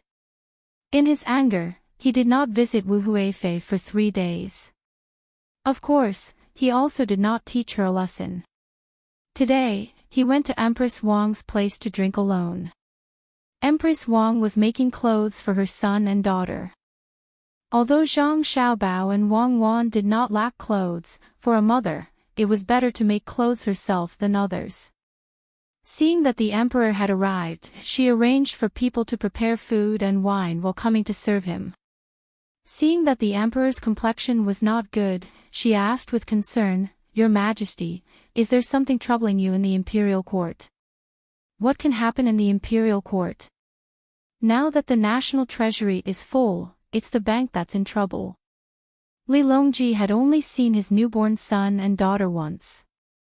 Now that he came to Empress Wang's place, he thought of how the two of them smiled when they saw him. His mood improved a lot. Your Majesty, could it be that Xiao Bao got into trouble? Empress Wang already knew what was going on. If it was in the past, she would have directly said it. Now, she was smarter. Li Longji waved his hand. What trouble could Xiao Bao get into? With him there, the bank has nothing to worry about. It's consort Huifei. She actually made a move behind the scenes. She had people deposit a large sum of money in the capital and then ran to the farthest bank in Suzhou to get it. This is called running on the bank. Your Majesty, perhaps consort Huifei's younger sister has a proper use. If she really wanted to go to the farthest place, wouldn't it be better to go to Jiannan Circuit? Empress Wang explained. What use does she have? She didn't go to Jiannan Circuit because of the reputation that Xiao Bao and Cuckoo made there, as well as the business of Zhang Xiaobao and Wang Wan. Moreover, the road there is difficult. Otherwise, she really would have gone to Jiannan Circuit. Li Longji's heart was like a mirror. How could he not know the reason why consort Huifei made a move on Zhang Xiaobao and Wang Wan? At this time, the palace maids had already placed the wine and dishes on the table. Empress Wang poured wine for the emperor and said, "Your Majesty doesn't need to worry. With Xiao Bao there, nothing will happen to the bank." Naturally, Xiao Bao wrote a letter to Li Shi a few days ago, saying that the increase of the capital's deposit was abnormal. He made arrangements early on. What if it was someone else? What would happen? Would anyone have Xiao Bao's ability? When Li Longji thought of the letter that Gao Lishi had received, he couldn't help but admire the experts of the Zhang family. Xiao Bao, who had been taught by them, was actually able to see the signs of the increase of the capital's deposit. This ability was extraordinary. Empress Wang picked up a piece of cucumber for the emperor and drank a small cup with him. She continued to persuade, "Your Majesty, Consort Huifei's actions are also good." Good in what way? Li Longji had thought that Empress Wang would add fuel to the fire. He didn't expect that she would actually speak up for Consort Huifei. Your Majesty should think this way. This time, Consort Huifei was testing the Tang Bank. Xiao Bao handled it well. Even if she really couldn't control it at that time, Consort Huifei will deposit the money back into the bank. She won't ruin Your Majesty's plans. This concubine can guarantee. With this, Your Majesty's heart will be at ease. Xiao Bao has done a good job in handling the malicious deposit and withdrawal of funds from other places. It's better than other people or countries with bad intentions. It's also good for the people participating in the training to have an intuitive impression. According to this concubine's words, Consort Huifei's actions are like an adult deliberately making things difficult for children in order to train them. Your Majesty also made things difficult for Xiao Bao and Cuckoo. The two children said that when they wanted to go to Jili province, they had to go around in circles. If Pan, Her and the others weren't with Xiao Bao and Cuckoo, this concubine also wanted to make things difficult for them. Empress Wang tried her best to excuse Consort Huifei. It wasn't that she didn't want to beat Consort Huifei to death with a stick. It was just that this kind of thing couldn't be beaten to death. Rather than that, it was better to curry favor and let the emperor see her magnanimity as the leader of the harem. Li Longji actually just wanted to find a way out for himself. When he heard Empress Wang's words, he felt happy in his heart and deliberately put on a straight face. Xiao Bao and Cuckoo have lied to us time and time again. Those officials who didn't know the reason thought that we couldn't compare to the two children. Now you know, it's because the two children aren't ordinary. When our June, and Pan, are older, they can also learn good skills.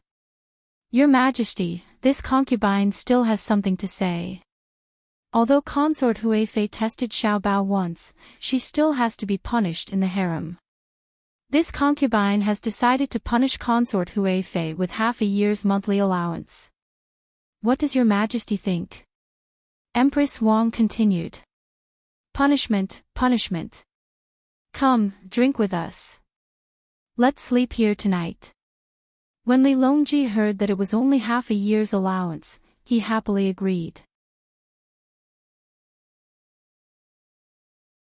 Chapter 793.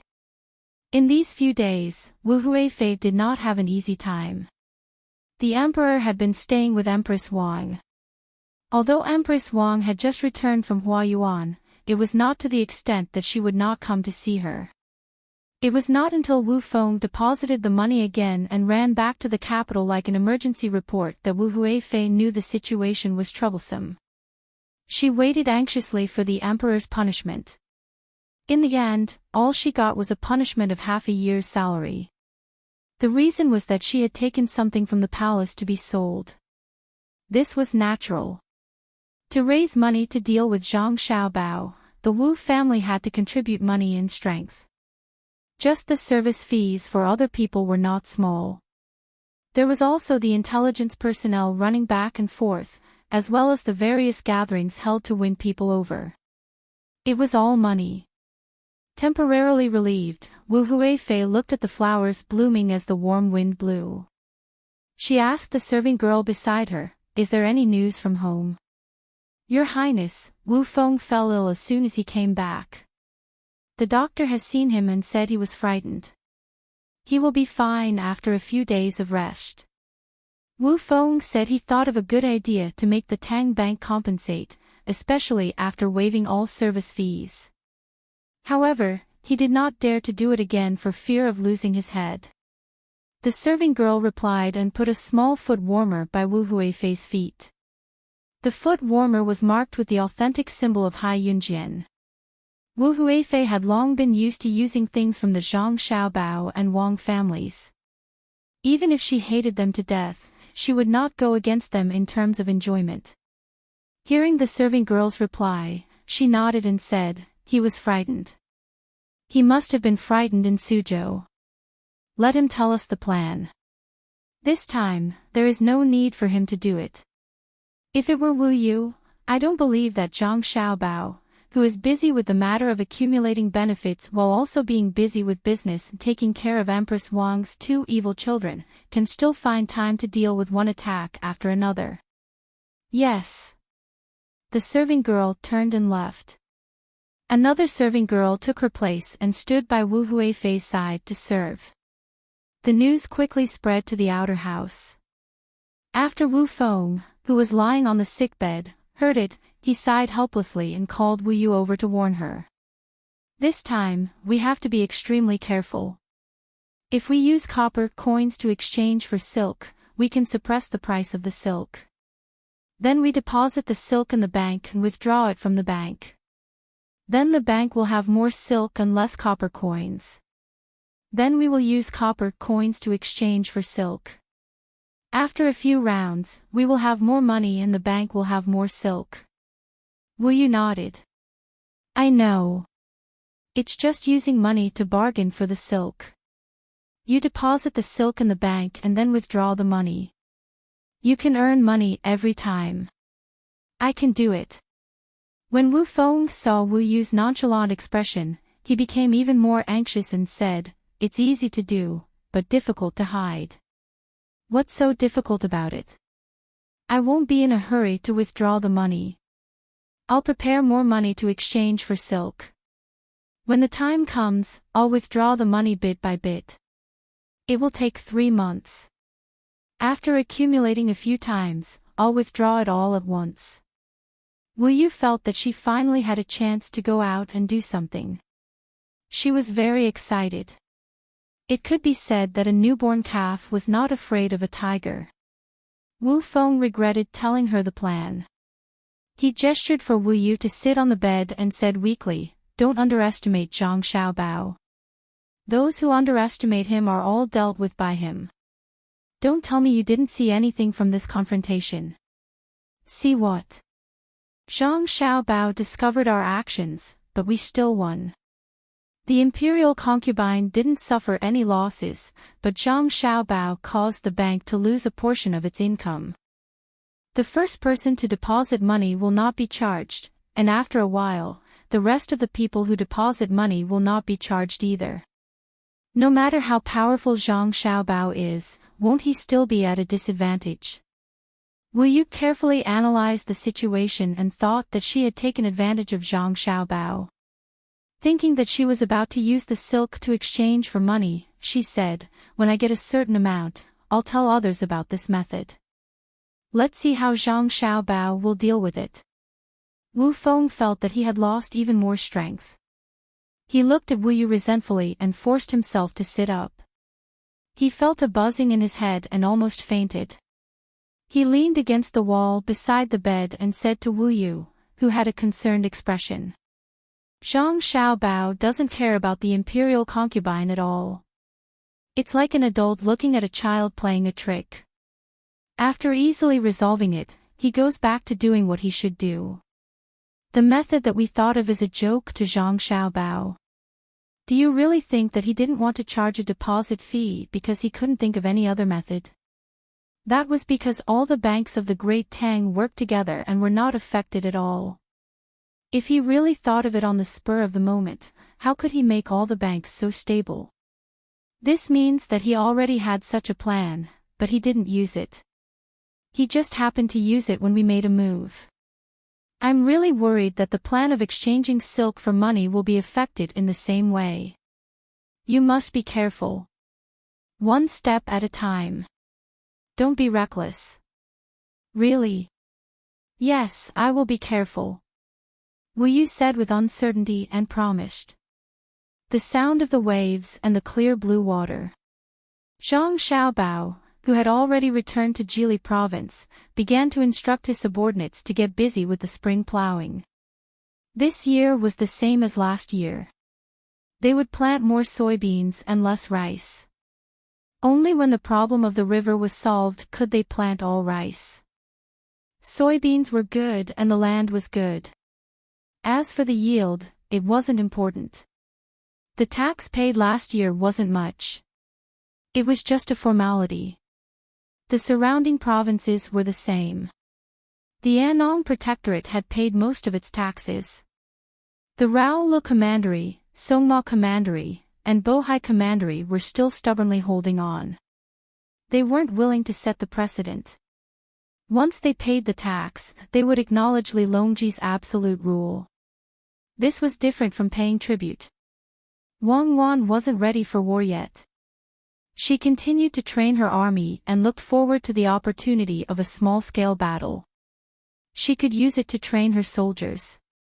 Soldiers who had never seen blood would always be new recruits. Besides the daily tasks, Xiaobei and the others now had one more thing to do, which was to watch their younger brother and sister. The two little guys cried for a few days after leaving their mother. Later, they gradually got used to it and were fine. Usually, they drank milk and slept. Occasionally, when they were awake, they would open their eyes and look at the world curiously, alternating between crying and laughing. Why are they crying and laughing at the same time? Xiaobei propped his chin on his hand and asked curiously. Xiao Zhu was drawing the two little guys with her brush. Even though the drawing didn't look like them, she was still very serious. Dinan and Xiao Nan did not know how to answer, so they remained silent. Zhang Chang, Zhang Gang, and Zhang Fang were also attracted by Xiaobei's question and were thinking hard. Xiao Hai, on the other hand, continued to mumble various mathematical terms. Only Xiao Yuan was holding a cup of honey water. From time to time, he would take a sip, looking like an old scholar. Occasionally, he would pluck a sentence or two from a book to show his erudite memory. The two little guys were the ones to answer Xiaobei's question, their mouths making vague sounds. It wasn't until a ray of sunlight shone in that the room returned from its previous tranquility to liveliness. Zhang Xiaobao had brought his medical doctor over to see the two little guys. Just like Xiaobei and the others, they had to be examined once a day to avoid any unexpected consequences. Xiaobei watched the medical doctor examine the two little guys. He pulled on his brother's clothes and asked the same question again. Zhang Xiaobao thought for a moment. He didn't say that crying and laughing were the easiest actions for people to express their emotions. Instead, he said to Xiaobei, because when they were born into this world, they knew that there would be both happiness and disaster in a person's life. Oh. So that's how it is. Then, should we not cry when we encounter sad things in the future? Should we just smile all the time? Xiaobei seemed to understand a little, but it also seemed like he didn't completely understand. Cry when you need to, laugh when you need to. Shouldn't Xiaobei also be examined today? Zhang Xiaobao said as he patted his sister's head. Xiaobei nodded vigorously. Yes, once every 3 days. Exactly 3 days. Brother, when will Xiaolu be back? Soon. He should be back in a few days. Zhang Xiaobao looked to the north as he spoke. He didn't know if the people he had sent to the Mo last year had adapted. According to the estimation of the distance, they should have returned by now. It was probably because the road was difficult to travel and they were delayed on the road. This time, not only did they have to bring back a large amount of ginseng, but they also had to bring back ferrets and various local animals and plants that they could encounter on the road. They would artificially breed those that could be bred. As for those that couldn't be bred, they would see if they could be processed to find a better market. Then I'll wait a little longer. They said that there's going to be a war here. Is that true? Are you afraid? No. Even if there is a war, it will be far from here. No one will dare to come here. I'm not afraid. I still have a tripping rope. Brother, I'm all grown up. Can I have a servant? A fifth-rank official. Xiao Bei recalled the time when he was rejected when he asked for a servant. Zhang Xiaobao thought for a while and nodded. Okay. Xiao Bei, you have to find a servant yourself. I won't give you the money to support the servant. Have you thought about where to find a servant with your salary? Yes. I'll tell you when the time comes. Xiao Bei shook his head as if he had won a victory. At this time, the doctor finished examining the two little guys. Little young master, everything is normal. Do you want to examine Xiao Bei and Xiao Bei? Yes, check. They have eaten a lot of candy recently. See how their teeth are. Zhang Xiaobao nodded. While Jili province was peaceful, everywhere between the clouds and the water and Blue Sea Silver Sand Restaurant was in chaos. Blue Sea Silver Sand Restaurant was in a price war.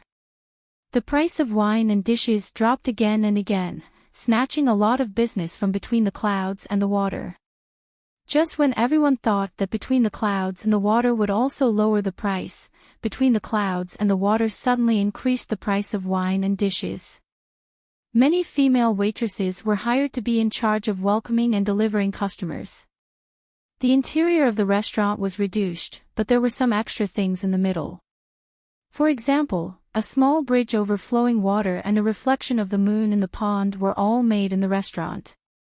As a result, people who paid attention to this matter found that not only did the business between the clouds and the water not decrease, but more rich people were willing to go between the clouds and the water. It seemed that eating between the clouds and the water was better than eating there. Some people who knew about this were happy, while others were very angry. Wu Huifei naturally belonged to the angry group. She originally planned to use the merchants of Jiangnan East to weaken between the clouds and the water, but who knew that it would become between the clouds and the water? She immediately sent someone to tell Wu Feng to think of a solution. Wu Feng's illness was more or less healed, but he was still a little weak. He got up and found Jiang Lan to discuss with her.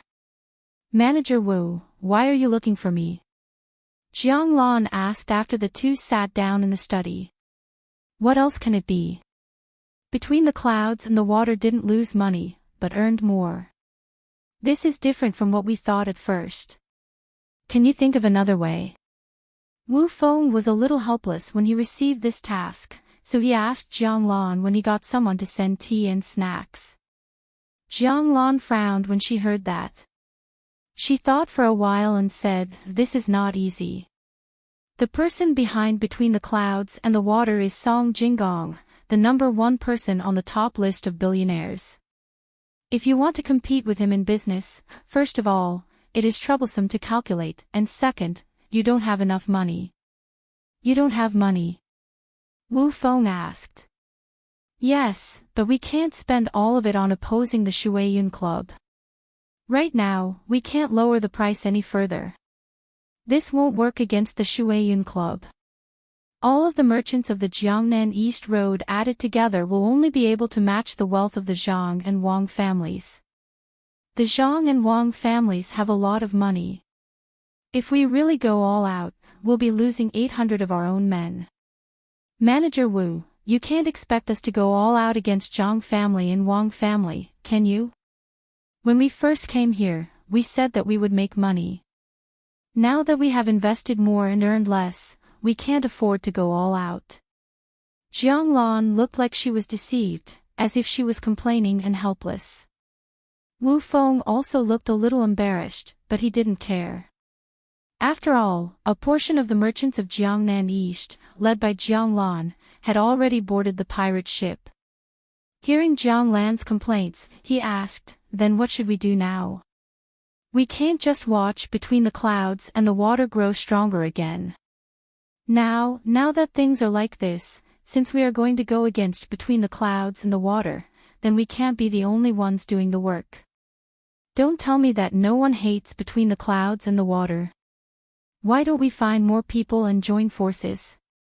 I'll think of a way to distribute a portion of the business to those who are willing to join forces."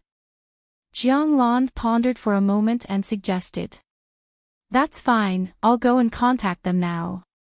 When the time comes, I'll let Zhang Xiaobao know the consequences of offending the Empress."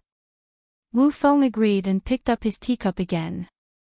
Jiang Lan also drank a mouthful of tea, put down the teacup, and left.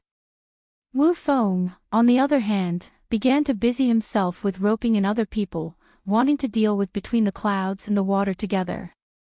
A few days later, Wu Feng found Jiang Lan again and brought her to a courtyard. At this time, there were already many people gathered in the courtyard, each of them forming a circle and chatting happily. The moment Wu Feng entered the courtyard, everyone came forward to greet him. Come, let me introduce someone to everyone. The owner of the Jade Sea Silver Sands, Jiang Lan, owner Jiang. Everyone, please take a look. Owner Jiang, this is Golden Wave Pavilion's owner Feng, this is Treasure House's owner Zheng, this is Tasting Tea Garden's owner Wang, and this is... Wu Feng began to introduce everyone. Compared to Jiang Lan's Jade Sea Silver Sands, the other people's properties were much lesser. If they didn't gather everyone together, they really wouldn't be able to cooperate with the Jade Sea Silver Sands. The merchants looked at Jiang Lan and felt conflicted.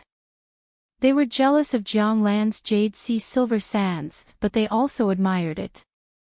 None of them knew what to say. Fortunately, Wu Feng was in the middle of it. Gradually, the distance between everyone and Jiang Lan was shortened. Wine and dishes were served, and everyone began to eat. They talked about the wind and the moon, and talked about the north and south of the country. It wasn't until night time when the banquet was removed and replaced with tea and fruits that Wu Feng began to talk about the main topic. "Everyone, I'm sure you all understand in your hearts that I've called you here today, and that is to work together to deal with between the clouds and the water. As everyone knows, between the clouds and the water has been snatching other people's business all these years. There's the tavern, the dock, and the supermarket, squeezing the original merchants until there's no space left. If they continue to develop, how can we survive?" Manager Wu's words are correct. Jiang Lan echoed. "My people from Jiangnan East came here just to earn some money, but between the clouds and the water immediately started to suppress us. If we don't do anything about it, there will be endless trouble in the future. We should work together." The merchants immediately followed suit, saying that between the clouds and the water was not good. They didn't dare to directly mention the Zhang family and the Wang family, afraid that someone would betray them and let Zhang family and the Wang family know about it. They only targeted between the clouds and the water, which was a business transaction, so they didn't have to worry about the Zhang family and the Wang family using other means. Although they said that, many people understood that it wasn't between the clouds and the water that went overboard, but that they didn't seize the opportunity. When between the clouds and the water expanded, it was always the merchants in the same industry who asked about cooperation. It was only after some people read the contract that they thought that they could get more benefits, and even hoped that after between the clouds and the water came over, they would not cooperate with them and would instead benefit from the cooperation. In the end, they saw what it meant to be a fierce dragon crossing the river.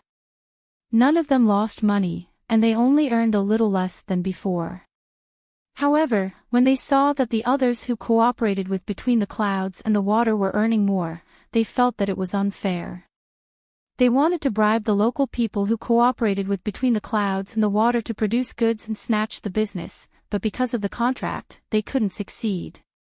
They watched as the people, merchants, and various businesses between the clouds and the water profited, but their side was still half dead. When they went to look for between the clouds and the water to cooperate, the conditions between the clouds and the water offered were even harsher. A person's life depended on their face, and a tree's life depended on its bark. They couldn't agree to the cooperation even if they wanted to, so they could only secretly hate in their hearts. Now that they finally found an opportunity, it didn't matter what they said. What was important was whether they could suppress between the clouds and the water. After a while, the grievance meeting was over. Everyone agreed on the direction of the operation, and that was to defeat between the clouds and the water. As for whether they could defeat it in the end, it didn't matter. They just wanted to give it a try first. Manager Wu, what should we do? Feng Dongjia of the Golden Wave Pavilion asked when he saw that there was no practical way to do it. Wu Feng also didn't know what to do. He turned his head to look at Jiang Lan. Let's let Jiang Dongjia speak. Jiang Lan didn't stand on ceremony. She coughed and said, all right, let me say it. Everyone, help me think if there are any omissions. Here's what I think. If we want to deal with between the clouds and the water, we have to first destroy his signboard, which is the wine embrace between the clouds and the water. Otherwise, as long as there is a wine embrace between the clouds and the water, it will be very difficult to deal with his other businesses. What do you think? Yes. A few people nodded in response. Jiang Lan continued, if we want to deal with the wine embrace between the clouds and the water, we naturally have to rely on the blue sea silver sand. It's also the wine embrace. If we can snatch the business between the clouds and the water, it will be a success. At this point, Feng Dongjia interrupted, Jiang Dongjia, the blue sea silver sand wine embrace is not bad, but the recent price reduction doesn't seem to have any effect. Not only did it not suppress between the clouds and the water, but it also made the business between the clouds and the water even better. Many people feel that eating between the clouds and the water is better than eating between the clouds and the water. Could it be that we can continue to reduce the price? As if someone had hit a sore spot, Jiang Lan's face turned slightly red. She explained, everyone knows that between the clouds and the water is backed by Song Jinggong, the number one on the top list of billionaires. Behind Song Jinggong is the young master of the Zhang family, Zhang Xiaobao, an existence that is beyond the rankings. With their abilities, it's too easy to turn the tables. The blue sea silver sand wine embrace was not prepared at that time and suffered a loss. Now, we have thought of a countermeasure. It's just that we lack money, so we need everyone to work together. I wonder what Jiang Dongjia has thought of. Wang Dongjia of Tsingming Garden saw that Jiang Lan spoke frankly and admitted their shortcomings, so he asked.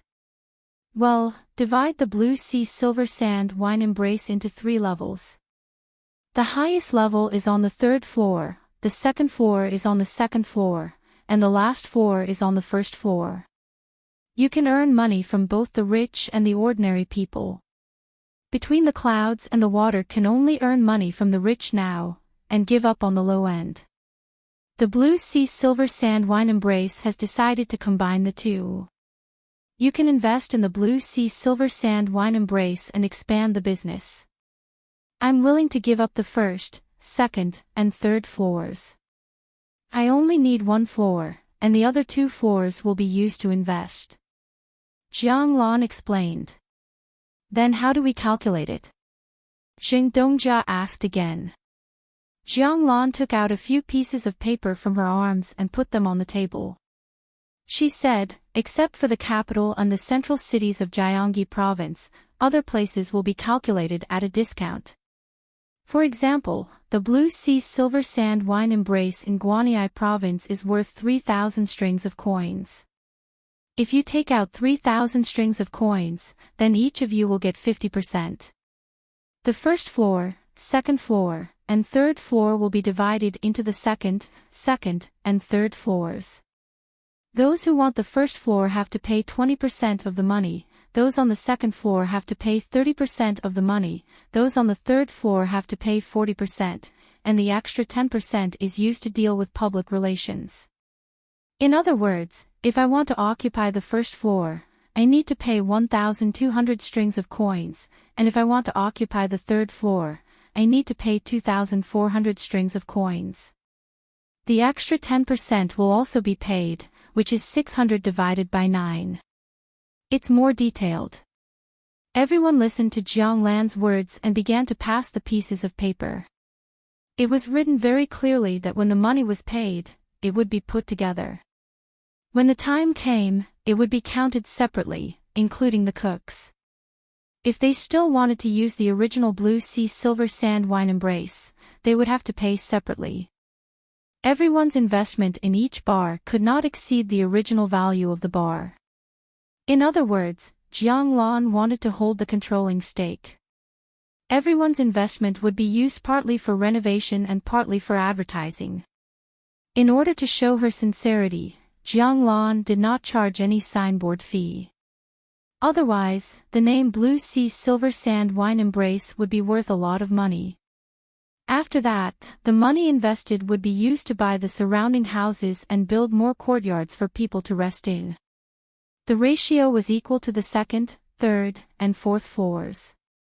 The third floor belonged to the high end, and it had to make the best food. The second floor belonged to the middle. It could be slightly worse, but the scenery must be there. The first floor was low end. It had the nature of fast food, and one could slowly taste the wine and dishes in it. In this way, the low end earned the money of ordinary people. The second floor was the same as the noble guests between the clouds and the water. The third floor was to be high quality, higher than between the clouds and the water.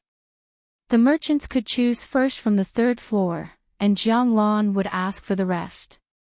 As for the Blue Sea Silver Sand Wine Embrace in Gyeonggi Province, others would have to pay more.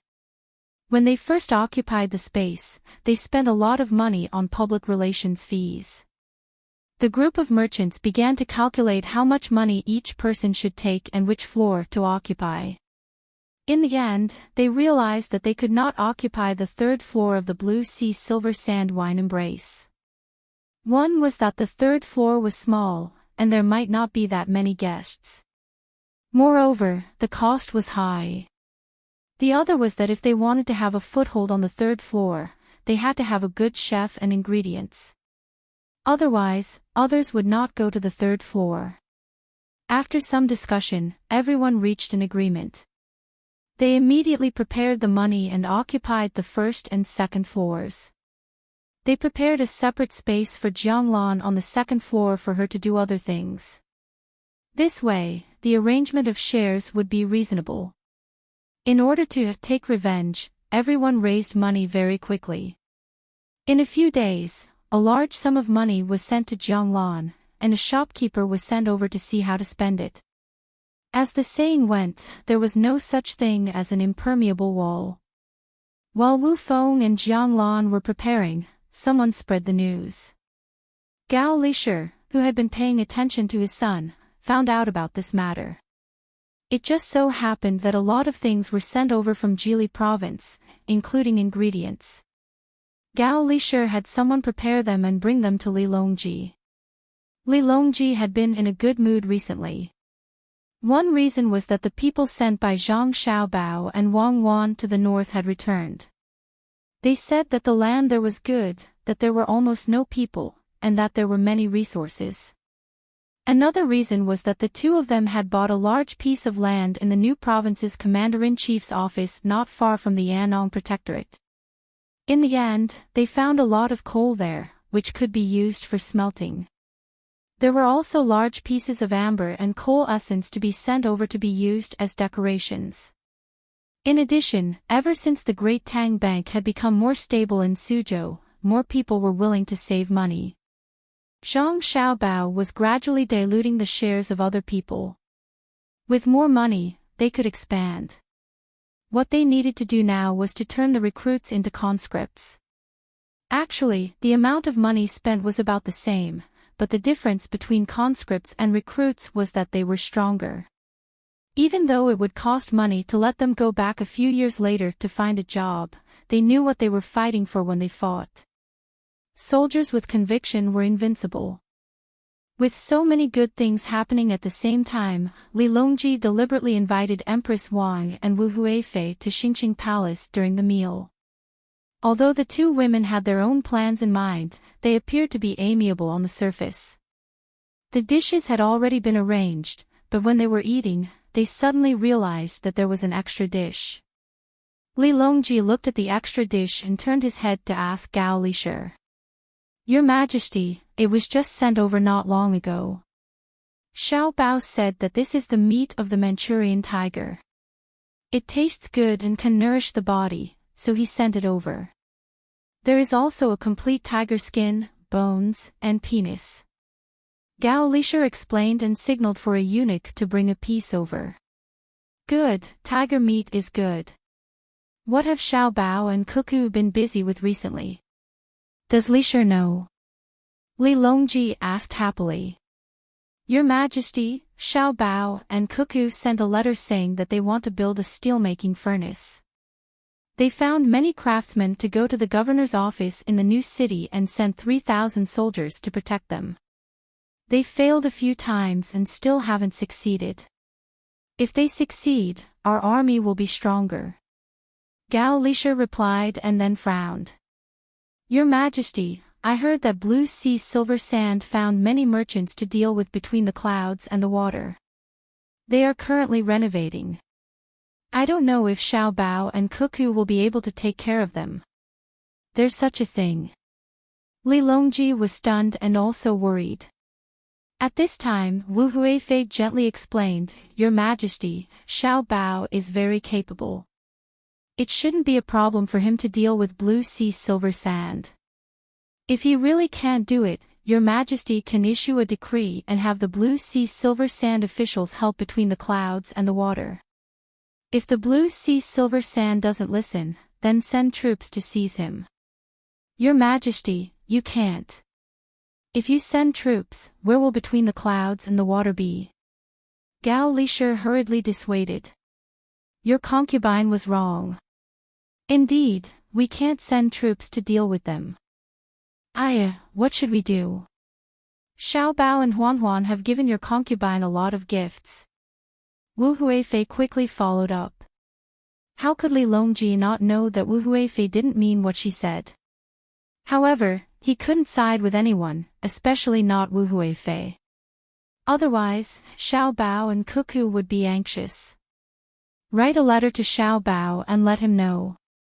Li Longji could only remind them. At this time, Empress Wang also spoke, Your Majesty, your concubine thinks that Xiao Bao doesn't need others to remind him of such a small matter. Your Majesty can just watch. These words made Wu Huifei feel surprised. Could it be that Empress Wang didn't protect Zhang Xiaobao and Wang Wan? Reminding them at a critical time was better than anything else. The two of them were in Jili province. By the time they got the news, it would be too late.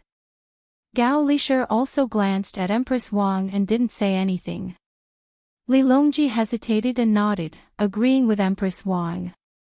Everyone began to eat again. Only Empress Wang ate calmly. She knew what was going on with Blue Sea Silver Sand. On the way back to the capital, she guessed it from Zhang Xiaobao and Wang Wan's words. She thought to herself, I wonder who's going to be unlucky. Xiaobao always likes to set traps for others. I hope he doesn't teach June and Pan to be like this. The meal was eaten peacefully as everyone had their own thoughts. Then, they went back to their own places. As soon as Empress Wang returned to her palace, she immediately found a group of palace maids to play with. Wu Huifei sent someone to ask Wu Feng how the news was leaked and asked him to keep it a secret. Gao Lisher still wrote a letter to Zhang Xiaobao, asking if he had any ideas. When Zhang Xiaobao received the letter, he was thinking about refractory bricks with Wang Wan. If they wanted to build an open hearth furnace and a blast furnace, they couldn't do it without refractory bricks. They failed again and again, making the two of them lose confidence. I say, how did the steel mill be built during the Industrial Revolution? Can't you understand if we copy it? Zhang Xiaobao was a little discouraged. That was developed by many industries together. Don't worry, we can do it bit by bit. The craftsmen still need time. Think about how to make refractory bricks. Wang Wan was not in a hurry. She was thinking hard. That's a lot. Let's use clay and then mix in furnace ash. Let the craftsmen test the proportion. I don't believe that they can't do it. Zhang Xiaobao rubbed his face hard and asked someone to send the formula to the craftsman. Wang Wan also pressed her temples. She took the unopened letter that Gao Lisher asked someone to send over and tore it open. After reading it, she said to Zhang Xiaobao, "The fish took the bait. Let's wait and see. Look, there are quite a few people who hate us." Oh. There are people in the Blue Sea Silver Sands forming an alliance. Good, it's good that they formed an alliance. After this, a lot of people will be honest. Has there been any news from the governor's office of the new city? What's their reaction? Zhang Xiaobao took the letter and glanced at it. What other reaction can there be? They're not happy. They feel that they lost out and want to buy back the land. Dream on. That's an open pit mine. It's easy to dig it up and can be used to make steel. Wang Wan passed another letter from the other side to Zhang Xiaobao. Zhang Xiaobao waved his hand and didn't take it. It was fine as long as he knew. He asked, "Is it time to send troops up the coast? Let's go to North America first and bring back the good stuff. There's no hurry. Train for another half a month.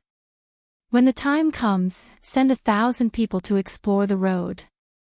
Your potatoes and corn will be ready soon." Wang Wan didn't know if this trip would be successful. This could be said to be the first time the Tang Empire explored North America. It was a long journey.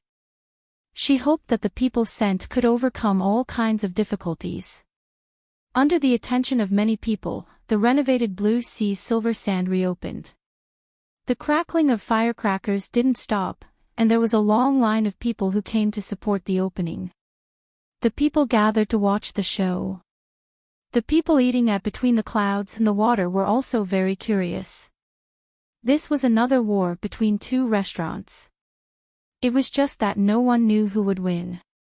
Wu Feng was waiting for success, and Wu Huifei was also looking forward to venting her anger. For 3 consecutive days, the business of the Blue Sea Silver Sand was very good. The restaurant also learned from Between the Clouds and the Water and hired many female employees, especially on the 3rd floor. The grades were determined, and everyone was earning their own money. Jiang Lan and the other businessmen were very happy.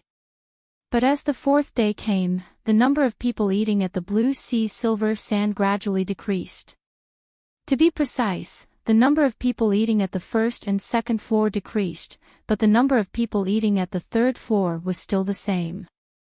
This situation made the businessmen who cooperated with Jiang Lan puzzled. Why was it like this? With all kinds of puzzlement, Xing Dongjia stopped a customer who came to eat at the restaurant a few days ago. "Master Wan, what have you been busy with recently?" Xing Dongjia tried to find a topic to talk about. "Nothing much, just like before." "You're busy, and I'm strolling around." Master Wan was obviously perfunctory. "Don't, it's almost noon. Why don't you come in and eat?" "My treat." Xing Dongjia was about to pull the other party into the restaurant as he spoke. When the other party saw that Xing Dongjia was going to pull him in through the front door, he struggled with all his might, but he really didn't have the strength to say, "Xing Dongjia, don't make it difficult for me. I'll just find a place to eat in front." "Master Wan, why don't you want to eat at the Blue Sea Silver Sand?" Xing Dongjia asked, puzzled. Who said I don't want to come? I'm willing to go up to the third floor from the outside, but it costs too much. I can't eat here every day. As for going in through the front door, forget it. Spending the same amount of money to eat at other restaurants is a cut above the others, but eating on the first and second floors of the Blue Sea Silver Sand is a cut below the others. Am I not looking for trouble for no reason? Master Wan finally told the truth. After he finished speaking, he finally took off his clothes while Jingdongjia was in a daze. He hurriedly rushed forward, as if he was afraid that Jingdongjia would chase after him again. Jingdongjia was dumbfounded. He looked back at the Blue Sea Silver Sand restaurant and thought about what Master Wan said just now. He suddenly understood. So that's how it is. The first and second floors are neither too low nor too high. If you really want to go low end, you have to continue lowering the price to the level of a small restaurant. But in that case, you won't even be able to recoup your capital. Just the money you spent on renovations is not a small amount. If you raise the price and the chef's skills are not good enough, wouldn't it be better for people to eat on the third floor or in the water transport room? Why would they come to the first and second floors of the Blue Sea Silver Sand restaurant? What should I do? Stairs, yes, it's best to tear down the outside stairs. That way, when people enter the restaurant, they won't know which floor to go to. Okay, I'll go find someone to discuss it.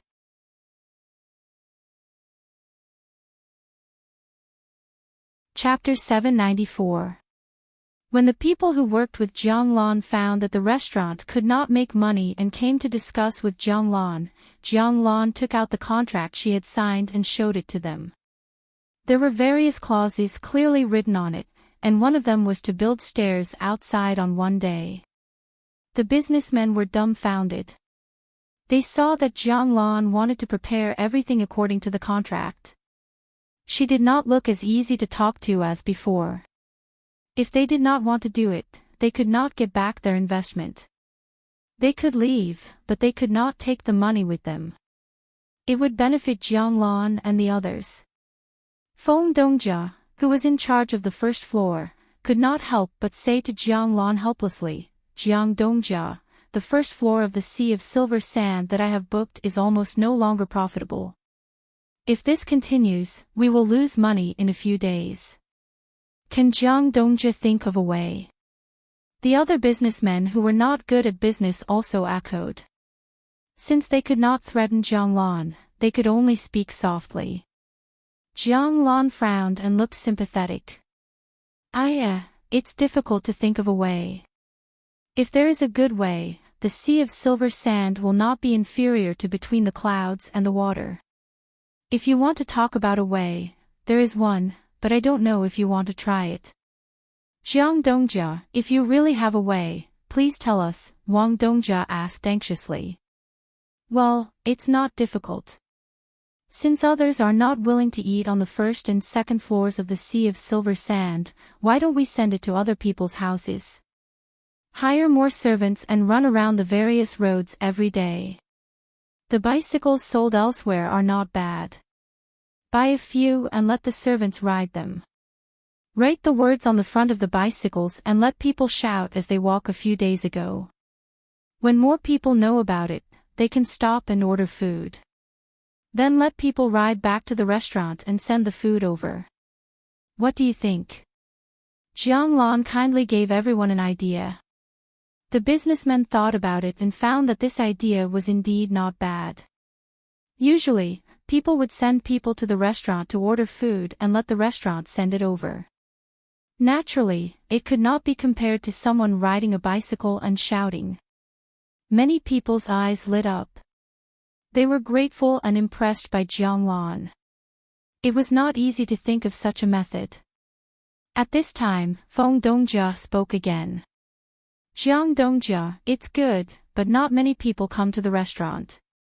Won't the place be empty? When the others heard Feng Dongjia's words, they also realized this problem. Since they could order food, wouldn't the first and second floors be wasted? Ah, that's right, it's empty. Then everyone, think of other ways. We can't always be empty. Jianglan looked helpless. Then let's try it out first. If it really doesn't work out, we can only accept the loss. Some people in the crowd had already decided to back out. They would rather give up the money they had invested than continue to invest. It was no longer important whether they still had to deal with between the clouds and the water. Before the others could do anything, Wu Feng, who had also come to participate in the meeting, was anxious. It was not easy for them to unite as a group to deal with between the clouds and the water. If they were to disperse like this, they would not be able to regroup again. This would only make the name between the clouds and the water even more famous. He hurriedly tried to dissuade them.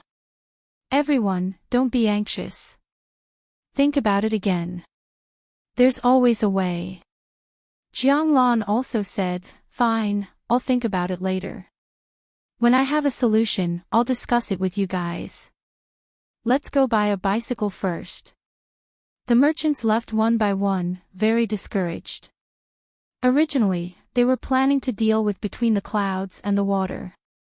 Now, they were going to buy Zhang Dongjia and Wang's bicycles. Those bicycles were not cheap. Zhang Dongjia and Wang's were not selling them well.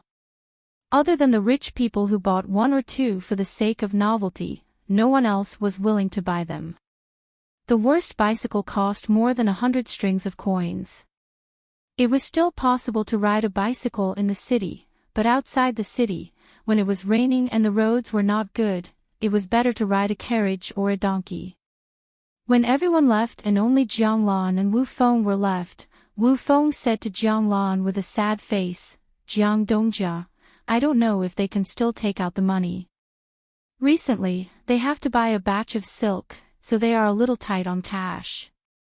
Jianglan shook her head regretfully. Manager Wu, we have the money, but we can't transfer it over. We also need to make arrangements for the Jiangnan East Road. Why don't we ask other merchants? 3 days, at most 3 days. I will definitely be able to think of a way to solve the restaurant's problem. Alright, I will find someone to ask tomorrow. Wu Feng had no other choice. Recently, he had bought too much silk. The silk he bought in private was sold at a 10% discount or 95% of the original price. He was afraid of alerting the enemy, so he had not deposited it in the bank yet. He planned to wait for a period of time before depositing it all together and taking it out in batches. The key was to get through this period of time. After Wu Feng left with his people, Jianglan smiled and picked up the cold tea in front of her. She took a sip and muttered, You dare to fight with the young master. Take the silk, take it, let's see who loses in the end. The capital was bustling with people coming and going. The number of animals in the zoo had increased by quite a lot. Those animals that could be raised well were gradually opened to tourists. In order to ensure the freshness of the animals, the newly arrived animals were not immediately shown to people, but taken out bit by bit. People who did not have other channels to learn about animals still yearned for the zoo. This led to the zoo's income being much higher than Zhang Xiaobao and Wang Wan's. Other than the cost of feeding and research, there was still a sum of money left. Today was the day of the end of the month settlement. Gao Lisher brought people to deposit the money. When he returned, there was a team that specialized in pulling money. They came to Xingxing Palace and reported to Li Longji. This month, we earned a total of 6,000 strings of cash from selling tickets and renting out stalls. Good, we earned quite a lot. We have extra money to use again. Hearing the data from Gao Lisher, Li Longji noted down a round number. 6,000 strings of cash was not much compared to the tax, but it was still an income, and it was increasing month by month. Your Majesty, Xiao Bao sent a letter saying that he will send 2 sharks in a few days. He wants us to build a pond here first, which is where Your Majesty wants to build the lake. It will be used to raise the creatures in the sea first. After all, there is not enough salt in Geely State yet. Also, Xiao Bao suggested that Your Majesty should open up the Imperial Gardens a few times a month. Otherwise, it would be a waste to leave them there. Geely State will provide a lot of things there for others to buy and sell in the gardens. Gao Lisher brought up two more things. In the past, Li Longji would not agree to open up the Imperial Gardens so casually. It was a symbol of identity and status. Now, he had changed a lot and knew the importance of money. He wanted to occupy more land, but it was absolutely impossible without money. Especially recruiting conscripts.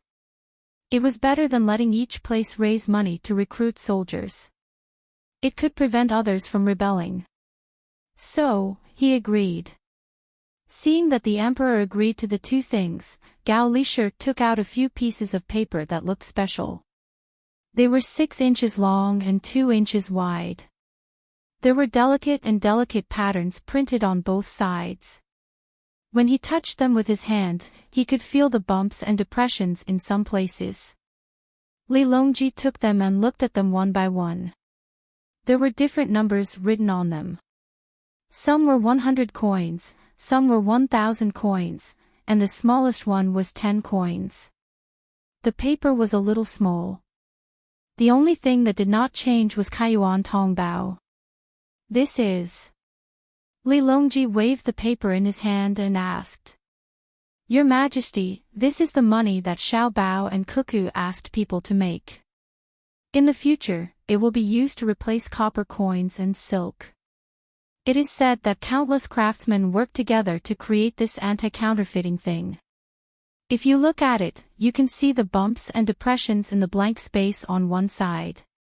It is not on the surface of the paper. Gao Lisher explained.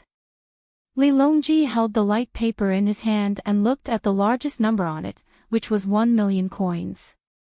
He felt that it was not so reliable. It was not as valuable as copper coins. He asked with uncertainty, will people be willing to use it? What will happen if it is less than 10 coins? Xiao Bao and Cuckoo are currently making the money that is less than 10 coins. They need to use a die to press it and not cast it like before. When the time comes, if someone wants to forge it by hand, it will not be worth the effort. As for whether people will be willing to use paper money, this is easy to handle. Xiao Bao wants Your Majesty to issue a decree that when paper money is issued, the imperial court will accept paper money for tax purposes. Xiao Bao will also cooperate with other merchants to accept the purchasing power of paper money. When people get used to it, it will be fine. Gao Lisher said and then said, Your Majesty, the benefits of using paper money are not only to prevent people from making copper coins privately, but also to eliminate the storage cost of silk. More importantly, it is convenient to carry. It saves a lot of effort when transporting compared to copper. There are other benefits that Xiao Bao did not mention. I think it will not be simple. Li Longji held the paper money in his hand and thought for a while. Then he said, let Xiao Bao and others print more first. Where is the place to print money? Li Longji was not stupid.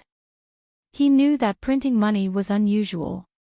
If people casually printed money for fun in the future, the country would be finished. Your Majesty, the place to print money is now in Geely province. Xiao Bao is preparing to move the printing factory to the capital. When the time comes, Your Majesty should find someone to guard it. Gao Lisher immediately responded. Then what should we do with the silk? There is a lot of silk in the Tang Empire. Should we sell it to the people? Li Longji thought of another problem that needed to be solved.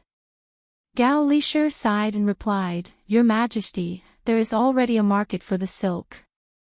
It can be sold in Xinyuan province, Japan, and Xinluo. There are also merchants in Tufan and Tujue. Xiao Bao is considering cooperation with them. Xinyuan province and Japan will be handed over to merchants in Jiangnan East. Other places have not been considered yet. Jiangnan East. Blue sea silver sand. Li Longji suddenly thought of the restaurant between the clouds and the water. Yes, Xiao Bao wrote in a letter that blue sea silver sand is also his. It is not a good thing for between the clouds and the water to monopolize. It needs competitors. It is just that merchants who cooperate with blue sea silver sand to deal with between the clouds and the water are suffering. Most of their money is restricted and they can only make a little money. Gao Lisher showed an expression of schadenfreude. Li Longji was stunned and said, "No wonder you can run the restaurant so well. I thought there was another capable person. I wrote a letter to Xiao Bao and asked him to leave some leeway. Don't be so ruthless." Li Longji did not doubt Zhang Xiaobao's ability. If he wanted to make people who opposed him lose all their property, there would be people who could survive. Your Majesty, rest assured. Xiao Bao has already stayed. In a few days, there will be new movements on the first and second floors of Blue Sea Silver Sand. At the same time, the third floor of Blue Sea Silver Sand, which is adjacent to or directly opposite between the clouds and the water, will also change. There will be competition and cooperation. Come on, the government of Jili province was very lively. Xiao Bei and the others watched the two little ones trying to turn the tables and cheered them on. From time to time, they would give a demonstration. The two little ones did not understand what the others were shouting. When they saw someone turning the tables, they would follow suit. Every time they turned the tables, they would giggle a few times. They seemed to be very interested in this kind of game. Zhang Xiaobao and Wang Wan also temporarily put aside their work and accompanied them, enjoying this warm moment. Only when the two little ones were tired and hungry and were about to cry did Xiao Bei and the others stop and find a wet nurse to feed their little brother and sister. Xiao Bao, when are we going to do it? Wang Wan suddenly asked a question that the others did not understand. Wait a little longer. When the news spreads to all the banks, we will come together. On the 6th of next month, I want to see who will cooperate with Wu Huifei after this incident. Zhang Xiaobao looked at Xiao Bei and the others, who said that they were going to find guards for him, run out one after another and replied to Wang Wan. Wang Wan did not say anything more on this topic and changed the topic. Then what about printing money? How can we not let Li Longji print money randomly? Li Longji will not print money randomly. He is not stupid. Unless there is a financial problem, he will devalue the currency to deal with it. As for whether or not someone will print money crazily in the future, that is not something we can control. Zhang Xiaobao really did not know what to do about this matter. Not to mention now, even if it was at any other time, he would still print money.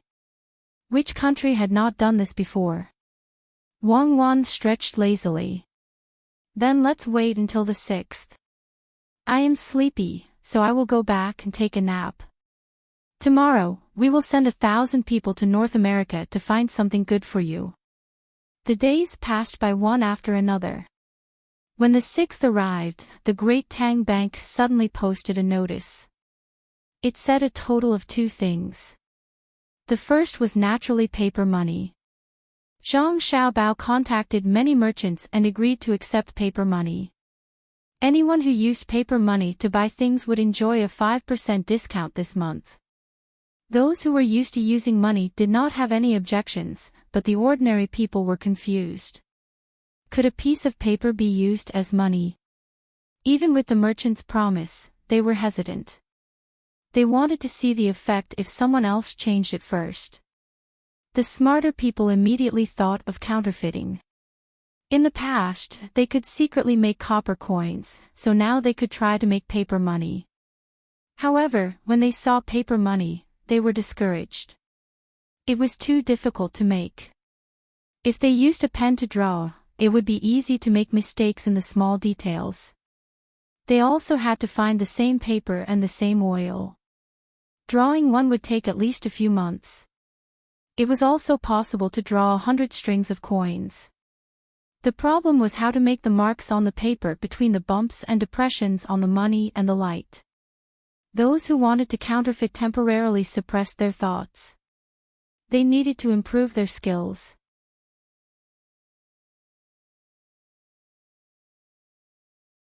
Chapter 795. Wu Yu, who was busy buying silk at a lower price, was dumbfounded when he saw the notice posted by the Tang Bank. For the exchange of silk, the bank was only offering 80% of the original value. A bolt of silk that was once worth 200 copper coins could only be exchanged for 160 copper coins. If one did not want to depreciate, one had to save it for 5 years. Before the 5 years were up, the silk would be worth 80% of its original value. Wu Feng was not in the mood to care about the jade sea silver sand. He hurriedly found Wu Yu and the two began to discuss. "Brother, is Zhang Xiaobao sick? Silk has always been used as a currency. He suddenly reduced the value of silk. What can so many people with silk do? This is equivalent to making people with silk lose 20% of their money. How much profit can the goods make?" Wu Yu now knew a lot of things. With a little analysis, he knew where the drawbacks of the bank were. If they followed the bank's notice, the Tang Empire would be in chaos. Wu Feng nodded to show that he understood. His eyes blinked a few times, and he suddenly said happily, "Maybe Zhang Xiaobao no longer cares about the lives of the people. It's a good time to find trouble with him. Now, no one can protect him, not even the emperor. Yes, let Her Highness find trouble with him. I'm still using money to buy silk. 90% of the price. Oh no, I don't have any cash." Wu Yu was happy when he suddenly thought of a very serious problem. He raised the money with great difficulty and was still buying silk. Now that the bank was using 80% of the price to buy silk, wouldn't his money be gone in the blink of an eye? Wu Huifei was happy when she found out about the Tang Bank's notice. The opportunity was right in front of her. Zhang Xiaobao and Wang Wan had always been careful. This time, there was a loophole. Didn't they always say that they were thinking of the people? How should the bank explain buying silk at a lower price? Soon, Wu Huifei found her officials and prepared to impeach Zhang Xiaobao for disrupting the Tang Empire's economy and destroying the foundation of the country. Once the impeachment was successful, even if Zhang Xiaobao did not die, he would lose a lot of skin. Wu Huifei and Zhang Shuo, who was also waiting for an opportunity, almost coincidentally had the same idea. After a private discussion, they decided to launch the attack at the morning court the next day. "Empress, it's not good. Something big has happened. The great Tang Bank is in trouble." Xiao Zhu, who had just received the news, found Empress Wang while panting. Her chest heaved up and down as she told Empress Wang everything. After hearing Xiao Zhu's words, Empress Wang could no longer remain calm. Her expression changed as she said, "How could Xiao Bao come up with such an idea? You want to push me into the fire pit? Was someone trying to frame Xiao Bao? Quick, go find Gao Lisher." While many people were either happy or anxious, Li Longji was very calm as he played Go with Gao Lisher. Seeing that Gao Lisher was only able to parry and had no strength to counterattack, Li Longji used his hand to lightly twirl a Go piece and said, "Starting from this year's autumn harvest, it will not be difficult for the people to wear clothes." Gao Lisher was thinking hard about the Go game and also had to deal with Li Longji's words. He frowned and randomly placed the black Go piece. Wiping the sweat on his forehead, he replied, "Your Majesty's words are correct. This official estimates that many people will impeach Xiao Bao tomorrow morning. Your Majesty had better quickly release the news. There's no rush. Xiao Bao has said in his heart that we must wait until all the officials are impeached before we act. If we act too early, there will be people who will deliberately oppose us. This step was originally difficult to take, but with the announcement from the bank, it actually went smoothly. Li Longji placed a go piece and continued to force Gao Lisher to defend as he spoke casually. The next morning, just as Gao Lisher and Li Longji had guessed, the officials from the censorate and the head of the secretariat both impeached Zhang Xiaobao at the same time. Some said that Zhang Xiaobao should not continue to manage the bank, some said that he wanted to harm the country and the people, and some even said that he wanted to shake the foundation of the great Tang. At this moment, no one was speaking up for Zhang Xiaobao. Sitting on the platform, Li Longji looked at the officials on the two sides of the platform. Some were silent, some were whispering to the people beside them, and some were following the censorate and the head of the secretariat in impeaching Zhang Xiaobao. His face remained calm throughout. Only when some people said that they were tired and others said that their legs were numb from standing did the crowd realize that there was something wrong with the emperor's attitude. Zhang Shuo, who had been silent all this while and had been waiting for the emperor to get angry, decided to step forward and list Zhang Xiaobao's crimes. After thinking for a while, he finally stepped forward and said to Li Longji, "Your Majesty, does the manager of the Great Tang Bank, Zhang Xiaobao, have any other tricks that he has not used yet? Currency is an important matter for the people and must be investigated." As soon as Zhang Shuo said those words, the officials from the censorate and the head of the secretariat looked at each other. What did he mean? Didn't they say that they would impeach Zhang Xiaobao together? Why did they suddenly change their minds? Li Longji was waiting for others to ask. Otherwise, how could he show off his ability? He nodded, indicating for Zhang Shuo to step back, and then opened his mouth. What does the Great Tang Bank's 80% revenue have to do with currency? It's not like we don't allow silk to be used as money. It's fine as long as we don't deposit it in the bank. Can it be that when the bank puts up a notice saying that it's buying silk at 10%, there will still be people fighting to deposit it? After hearing this, the officials felt that it was very reasonable, but why did it feel like this reasoning did not hold water? Where did it go wrong? That's right, the bank was buying silk at a low price, so there was no need to deposit it. No one was forcing anyone to deposit it, but this matter should not be so simple. What was going on? Zhang Shuo did not immediately react and stood there in a daze. At this time, Li Linfu, who had returned to the court, stood up and said to Li Longji, "Your Majesty, firstly, the bank's name is Great Tang, and the people all know that most of the bank's wealth belongs to the imperial court. The bank's notice is issued on behalf of the imperial court. The people do not know the emperor's words, so they only hear it for your Majesty. Secondly, the transaction is 4 to 6 qian of silk, and the bank is willing to deposit it far and take it near. However, silk is cheap, so how can there be silk in the market? If silk does not exist, how can there be business? Hence, it is cheap and has left the money of the market. It can only become goods, or the people will riot." When the others who wanted to impeach Zhang Xiaobao heard this, they suddenly understood. That's right, the bank's name was Great Tang, and everyone knew that the Great Tang Bank was under the control of the imperial court. Wasn't the bank's notice the emperor's intention? How could it be separated? Also, those who did not deposit silk in the bank would leave it behind.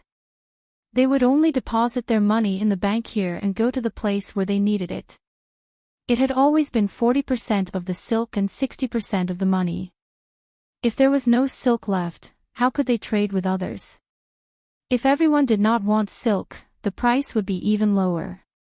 It was estimated that it would not be long before silk could no longer be used as a currency, and it would become ordinary cloth to be traded. If things went wrong, the people would be in chaos. Finally, they found the root of the problem. Those who wanted to impeach Zhang Xiaobao were eager to give it a try again. Li Longji, who was originally trying to deceive the officials, did not care when he saw a smart person appear. He went along with Li Linfu's words and said, "What you said is very true, and we also know that. Therefore, we want to collect silk to fill the national treasury. The time limit is 5 years. The difference between this and the bank is that we will pay interest. Every silk sold will be 1 qian, and we will return it after 5 years. Does everyone agree? Does your majesty want to lend money to the people? Zhang Shuo stood up and asked. No, we are using money to give to the people. Now that the national treasury is full, it will be even more in 5 years. We will return the money to the people and hide the wealth from the people. When the people are rich, they will be healthy, and when the people are healthy, the country will be strong. Li Longji did not admit that he wanted to borrow from the national treasury. He also wanted to sell the silk sold to the neighboring countries in exchange for better resources. He wanted to abolish the use of silk as a currency. Zhang Shuo thought about it and felt that it was reasonable.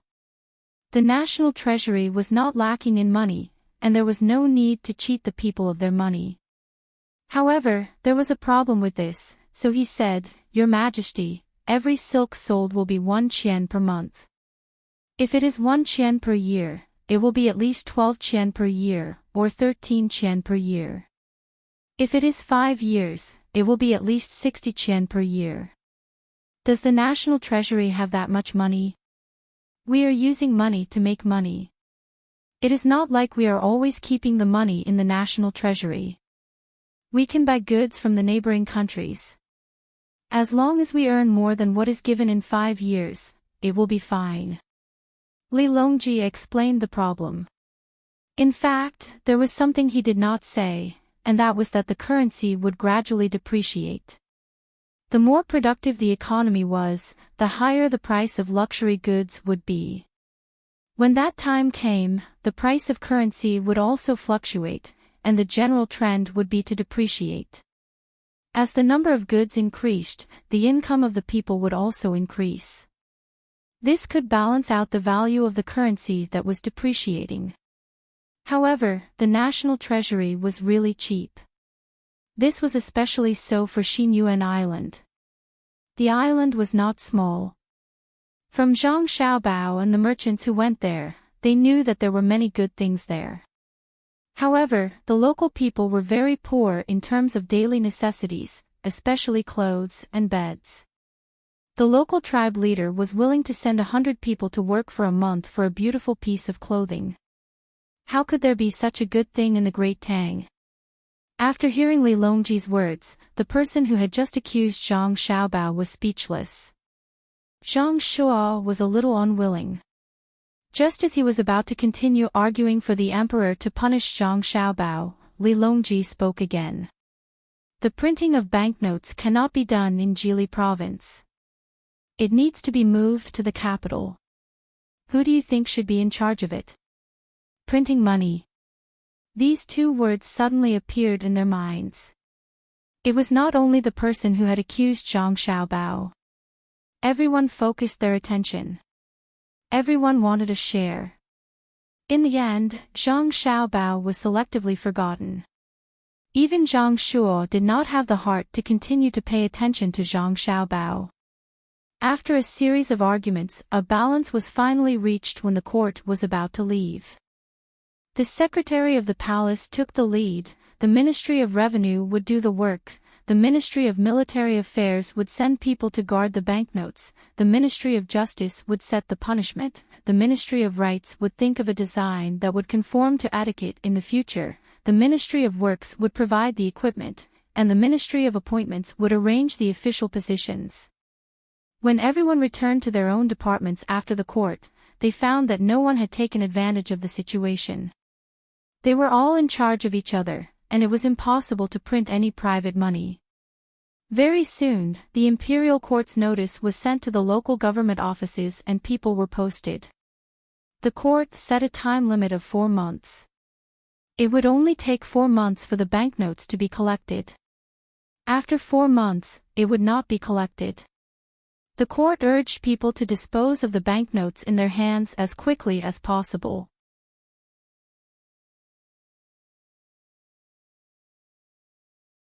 Chapter 796. To the commoners, it was not important whether the silk was used for exchange. Normally, they would not have the opportunity to use silk as a currency. The people who were affected the most were the merchants. Seeing that the silk was about to fall from the status of a currency to that of an ordinary commodity, a portion of the merchants who did not make much profit realized that it was better to lend it to the imperial court. After 5 years, they would get 60% of the profit. The merchants who had faster currency circulation were not willing to take the 60% profit. In 5 years, they could earn 3,000 strings of coins from 1,000 strings of coins. That was double the money, so they reluctantly sold it to the bank. Wu Yu's reaction was not slow, but when his order was passed down, all the cash had been exchanged for silk. The average price was 180 strings of coins for a bolt of silk, 90% of the profit. The sky outside was very clear, and it was not an exaggeration to say that there was not a cloud in sight. Wu Yu and Wu Feng's mood was as if it was a rainy day. "Brother, what do we do?" It was the first time Wu Yu felt so helpless. While he and the others were busy with Xiao Zhao's calculations, Zhang Xiaobao's decision made the situation become unstoppable. He finally understood that Zhang Xiaobao had never treated him and the others as opponents from the beginning. Compared to Wu Yu, Wu Feng had a better understanding of Zhang Xiaobao's prowess. When he laid out the plan, it could be said that he was at ease, but when he wanted to compete with him, he realized that he was not on the same level. Facing Wu Yu's questioning gaze, he said, "Tell the Empress to stop. Don't expect to beat Zhang Xiaobao financially. That is a celestial existence, not something we can compete with." "Brother, I don't understand, why would the Emperor listen to Zhang Xiaobao? The imperial court took in so much silk, is he not afraid of something happening? That silk can be spoiled." Wu Yu was not convinced. He thought that the emperor was biased towards Zhang Xiaobao, and was willing to let the national treasury suffer losses for Zhang Xiaobao. Wu Feng glared at him. "What nonsense are you talking about? Why would the emperor help Zhang Xiaobao? It's not like you don't know how the Zhang family and Wang family do things. Haven't you seen all the information? Their two families had always planned things out first, and would only make a move when the time was right. Not to mention you, there are countless officials in the imperial court. Who dares to say that they can clearly see what the Zhang family and Wang family want to do when they start operating? How did Sanshui County become Shang County from Zhong County? First of all, everything was independent. Some were for earning money, and some were for fame. And the result? You and I are not capable enough. Don't try to figure out other people's thoughts. If you really want to get in touch with them, you can defeat Song Jinggong. Maybe you can get a glimpse of the list of the top billionaires." Wu Yu lowered her head and finally sighed helplessly. "Brother, I'm tired. I'm going to sleep. You can tell the Empress that I don't want to be number one anymore. That's not a game. That's a real business battle. Even politics is involved. I'm going to sleep. That's enough. Send something to the Song Imo Commander-in-Chief's office one more time and you can stop. For the last time, you should send various kinds of tools and steel that didn't pass the smelting process. Let people make various kinds of household appliances and send them over." Zhang Xiaobao looked at the information sent back from the Song Imo Commander-in-Chief's office and ordered the people waiting at the door. After the people received the order and left, Wang Wan came over with dark circles under her eyes. "Xiaobao, I've sent people out. As for whether they can reach North America in the end, I'm not sure. In fact, it's best to send people from Team Zero. There are no roads in North America now. The jungles there are all kinds of wild animals. The people sent may not be able to meet the requirements. 1,000 people, I'll be satisfied if I can get the remaining 100 people. Do you think the people in the Song Imo Commander-in-Chief's office will really have the intention to oppose? You go and rest in a while. I'll take Xiaobei and the others to the beach to play. Don't worry about those 1,000 people. The jungles in North America are dangerous, but people learn. If some people die, they'll naturally understand more things. Zhang Xiaobao found his swimming trunks and looked at the world map that was not very neat on the table. His eyes were full of determination as he looked at Wang Wan's dark circles and said. Seeing that Wang Wan was still worried, he said, "To be honest, I'm not willing to enter the primitive jungles. I'm not sure if I can easily survive in such a place.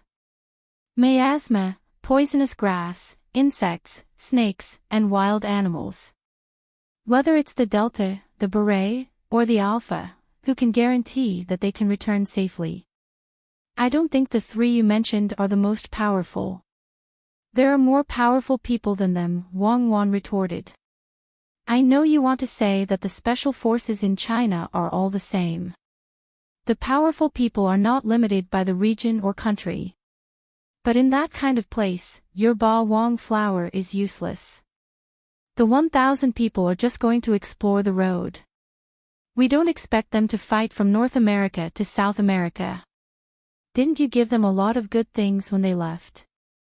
As long as they can contact the local natives, I believe their survival rate will be very high. You go to sleep, I'm leaving." Zhang Xiaobao was not willing to argue with Wang Wan about this kind of uncertain thing. He carried Wang Wan to the bed, picked up his things and left. Seeing Zhang Xiaobao's figure at the door, Wang Wan closed her eyes and muttered discontentedly, "It's fine as long as the Ba Wang flower can control you." Humph. Today was the day Zhang Xiaobao took his younger brothers and sisters to hold a beach picnic. It was once every half a month. As the weather was getting warmer, they could play in the sea. There were many good beaches in Jili State. Zhang Xiaobao did not plan to take his younger brothers and sisters to play in the Broken Star Ocean Park where he was at that time. The broken place there could be cut by stones if they were not careful. Perhaps it was because of the impression at that time, but Zhang Xiaobao's attitude towards that park was not good at all. There were no small fish, few crabs, and no seabirds in the sky. When one entered the water, one would feel the sharpness of the stones. Groups of people crowded there like a bathtub, and they were not allowed to barbecue. Of course, Zhang Xiaobao had only been there once to check out the specific terrain. In order to cheat, he endured it. This time was different. The whole Jili state was under his control. Of course, he had to choose the best place. Xiaobei and the others were already prepared. Everyone carried a big bag and looked excited. They cherished the opportunity that was once every half a month. They complained that it was not enough. They never thought that once every half a month, they would go for 4 or 5 days. In other words, 1/3 of the month was spent on this. They went to the beach once half a month ago. The water was still cold. In the end, Xiaobei and the others did not swim for a long time. They were very regretful. Now that it was warm, they decided to have fun. Thus, Xiaobei and the others found over 100 boys between the ages of 8 and 10 in the vicinity of the state capital. They wanted them to join their family and become their guards.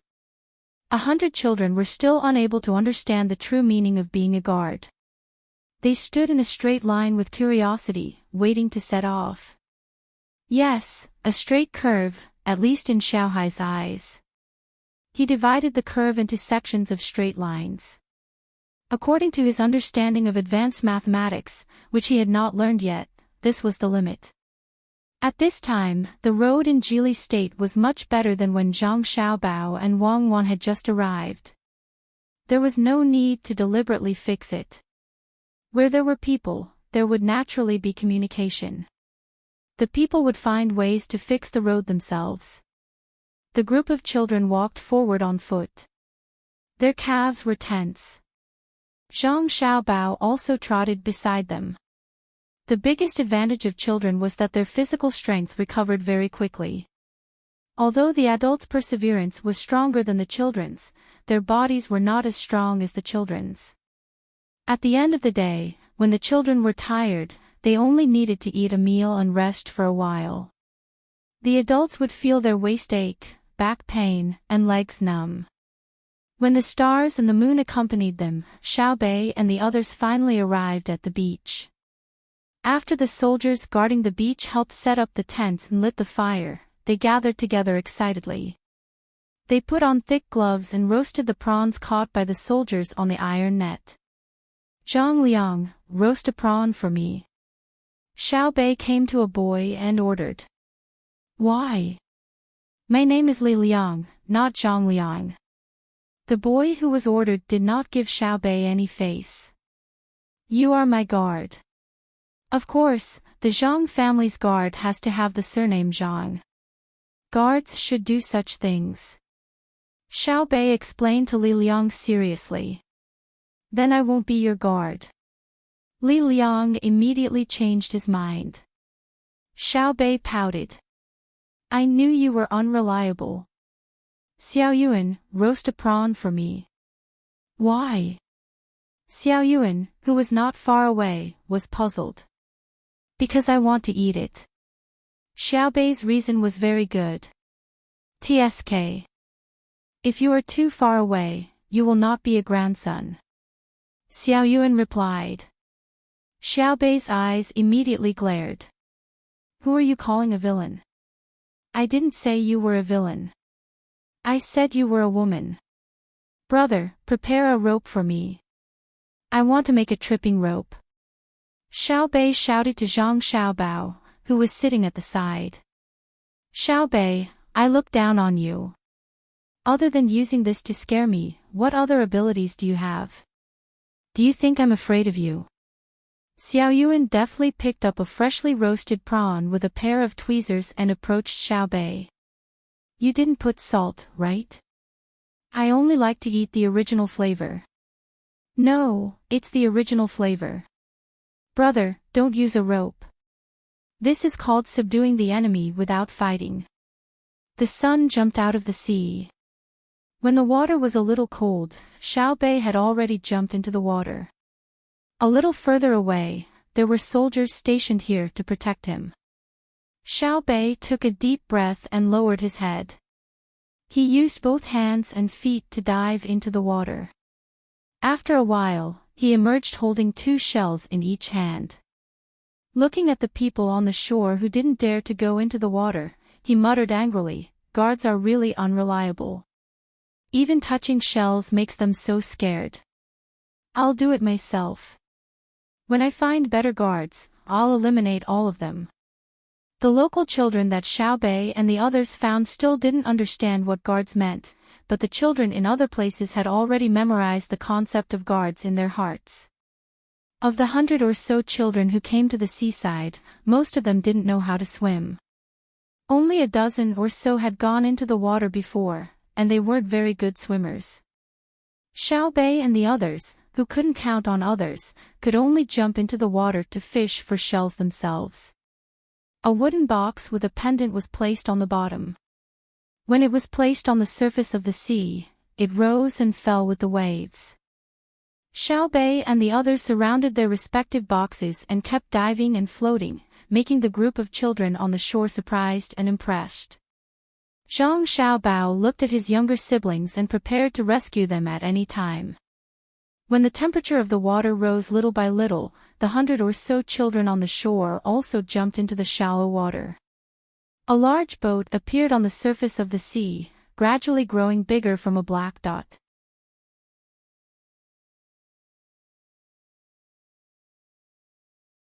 Chapter 797. When Xiaobei and the others had gathered enough shells and were about to go ashore to roast them, the boat carrying the children became clear in everyone's eyes. Where did the boat come from? Xiaobei shook the water off her hands and looked at the boat in confusion. If it wasn't for the flag of her family, she would have thought that someone was trying to sneak an attack on them while they were here to play. Zhang Xiaobao, who had also come ashore, smiled and didn't say anything. It wasn't until the boat got closer and could no longer move forward that Xiao Bei and the others saw the other party's approximate age and the clothes they were wearing on the boat that Xiao Bei and the others saw clearly. "Brother, where did the guard come from? He's so small."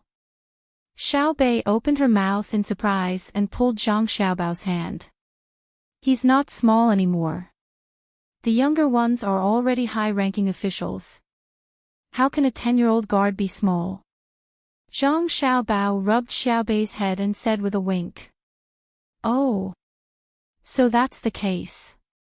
Brother, the guard you asked for is too small."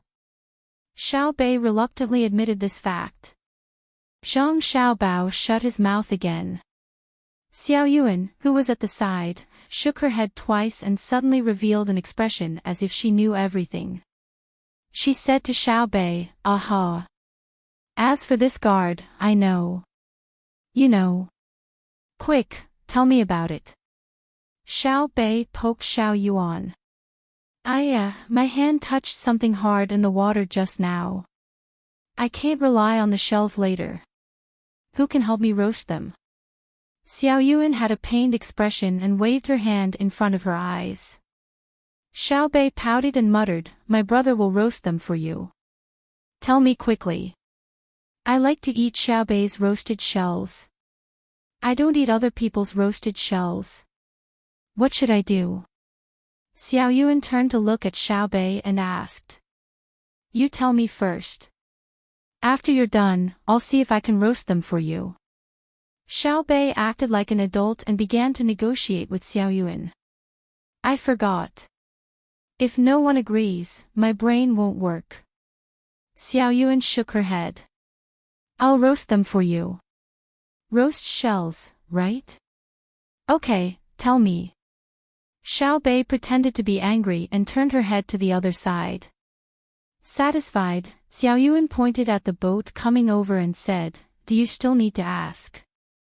The person coming over is our guard. You can't find someone else?" "Yes, no." "Really? Brother, is it true? Is it true?"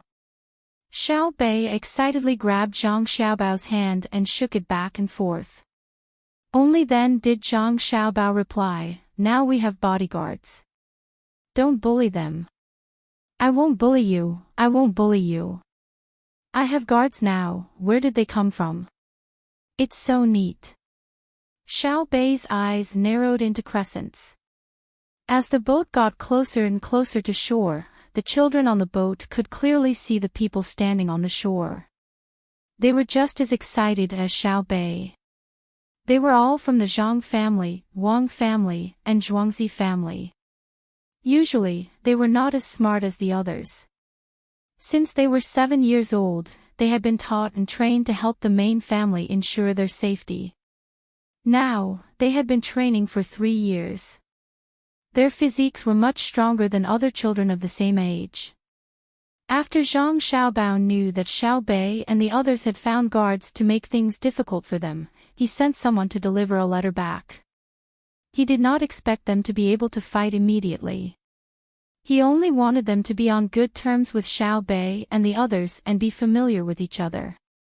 Although this group of children had already given up on the idea of relying on literary examinations, they were all literate and knew how to count. The reason why they were not allowed to continue studying in the academy was firstly because they were not willing to study. Secondly, even if they studied, they had no hope of passing the imperial examinations. On the contrary, a group of people focused on studying. They usually only did broadcast gymnastics and received different training. Accompanied by the sound of splashing water, Xiao Bei and the others jumped into the sea again and swam towards the approaching boat. This time, they forgot about the children on the shore. Compared to the children on the shore were obviously better. Whether it was their neat clothes or their upright posture on the boat, they were not comparable to the children on the shore. Of course, Xiao Bei and the others could not understand the real benefits of the people from Zhuangzi and Zhang Xiaobao families, which were not only in terms of clothes and posture. There was no need to worry about loyalty. If they grew up with Xiao Bei and the others, their fighting strength would be incomparable to that of ordinary people. They were different from the children in Jili province. They had their own beliefs. When they were young, they were taught by adults. They had to be loyal to the main family and listen to the main family. Such indoctrination had lasted until now. They were on the same side, so they could rest assured. After 3 years of targeted training, they stood there one by one with a firm look in their eyes. No matter who saw them, they would praise them. Plop, plop, plop. Xiao Bei swam to the side of the boat at the very front. He stretched out his hand and let someone pull him up. Panting, he came in front of a row of children and looked up into their eyes. He poked a person with his hand and asked, "Where did you come from? Are you good at fighting?" When the children came, they had already been told that they were going to be the guards of the Zhang Xiaobao and Wang Xiaobao. They had already seen Xiao Bei's appearance from pictures. The child who was poked by Xiao Bei puffed out his chest and lowered his head. In reply to Miss Xiao Bei, "I am from Zhangzhe Zhuangzi. We grew up together. I can fight 3 of them alone." As he spoke, he was afraid that Xiao Bei would not believe him, so he clenched his fist and measured it. He rolled up his sleeves and put his muscular arm in front of Xiao Bei. Xiao Bei reached out and pinched the child's arm, but it did not budge. He was shocked and nodded vigorously. "That's great. When we get to the shore, help me teach those people who don't listen to me a lesson. Let them be guards, but they don't help me fish for shells." Humph. Yes. This child had the spirit of guard training. He agreed without thinking, even if he knew that it was not good to do so. Xiao Bei laughed happily. Hee, my guards are so good. Can you fish for shells?" "Xiao Bei, guards are not odd job workers. You can't do this. You have to love and respect them." Xiao Hai, who was usually unwilling to speak and wholeheartedly focused on studying mathematics, finally spoke. He really did have the appearance of an older brother, even if he was only born a short time earlier than Xiao Bei. "It's just a test. If one day I fall into the water, I don't expect them to save me. I order them to fish for shells." Xiao Bei wanted to see if the guards were good or not. The children on the boat did not say anything. They took off their clothes, wearing only shorts, and jumped off the boat. Of course, they were not so stupid as to immediately dive to the bottom. At this time, the water was more than 20 meters deep. Even if they succeeded, they would not be able to see any shells. They used freestyle to swim towards the shore. When the water became shallow, they dove in one after another.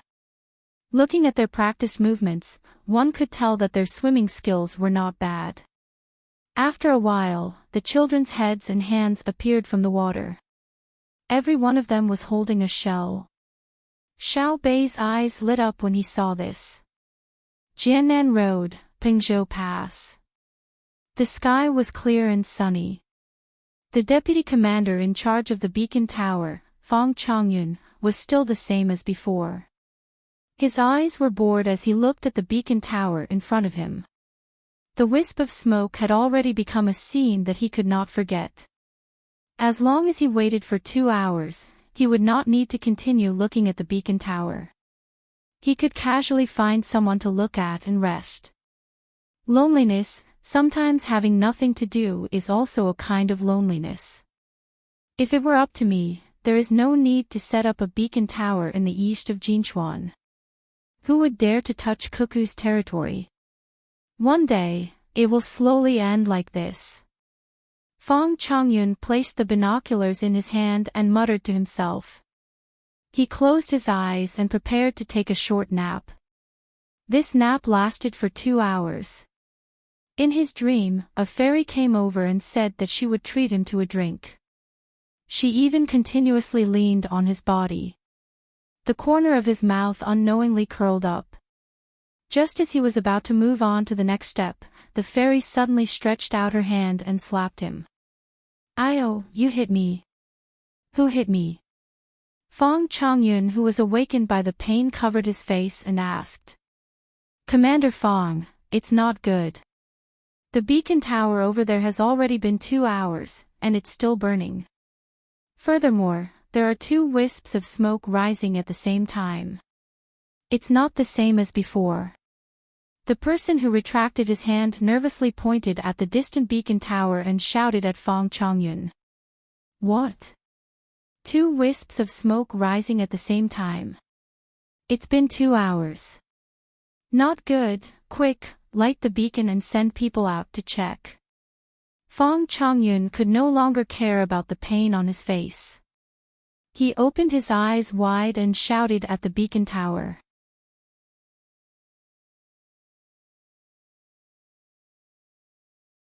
Chapter 798. 2 beacons of smoke rose from the beacon towers near Pingzhou Pass. Fong Chongyun did not dare to delay.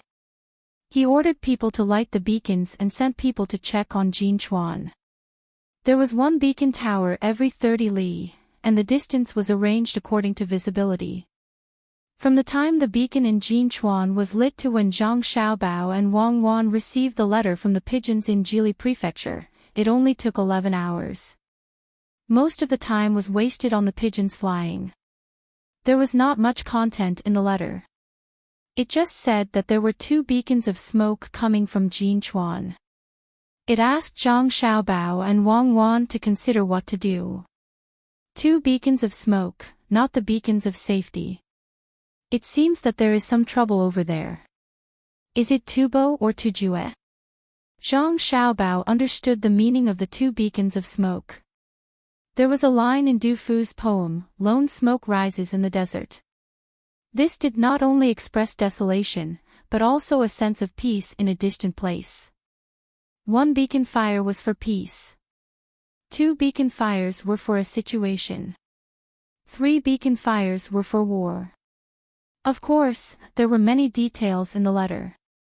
For example, the length of time the beacon fires burned, the time when the beacon fires were lit, and so on. There were many explanations. Otherwise, they would not know that the news came from Jinchuan. Wang Wan also appeared to be a little anxious. The speed at which the news was transmitted was fast, but that was from other places to the capital, not from the capital to other places. Furthermore, the news was not very specific.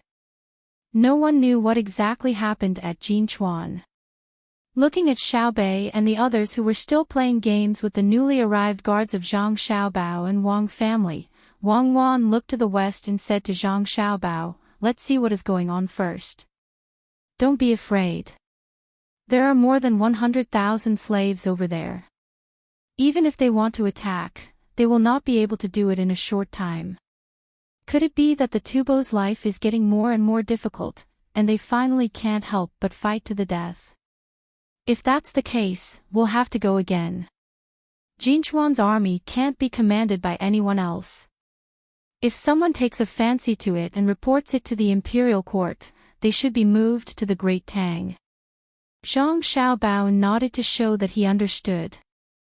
Although they had been helping Li Longji and had a good relationship with each other, that was only possible because the 2 of them could restrain Li Longji at any time. If Li Longji was in a bad mood one day, or if he suddenly decided to deal with the 2 families, Lu Zhou and Jinchuan would have to act together. After all, military power was the right to speak.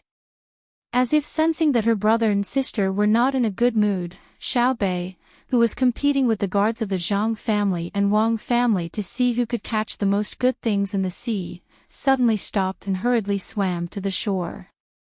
She blinked her big eyes and approached Zhang Xiaobao and Wang Wan. "Are you going back to the manor? Then, you can come back to play in the future.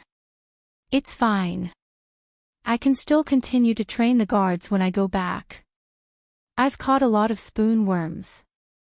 I'll fry them when I get back."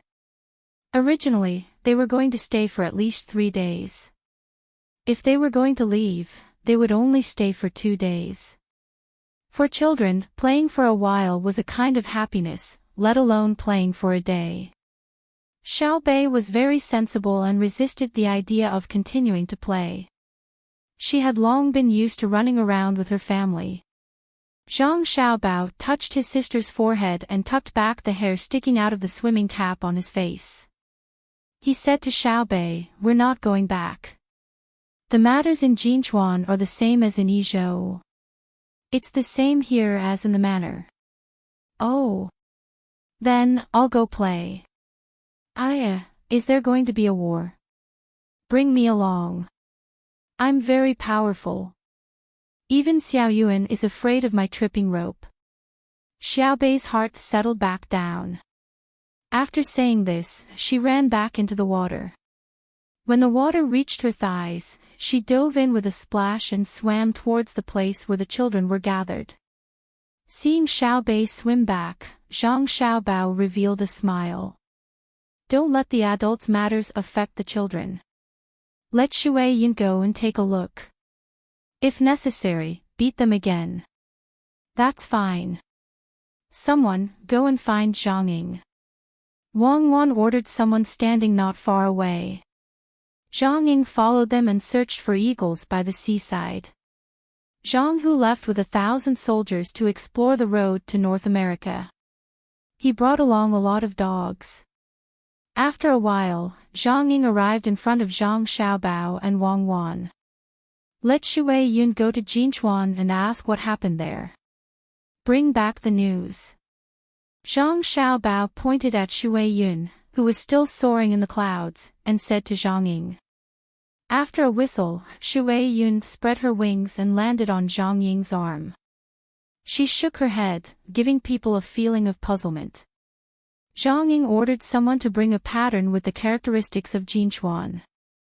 Zhang Ying made a few gestures to Shui Yun.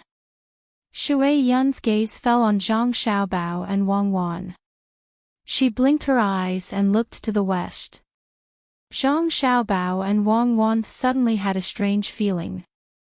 Shui Yun knew how far Jinchuan was from Jili State and didn't want to go.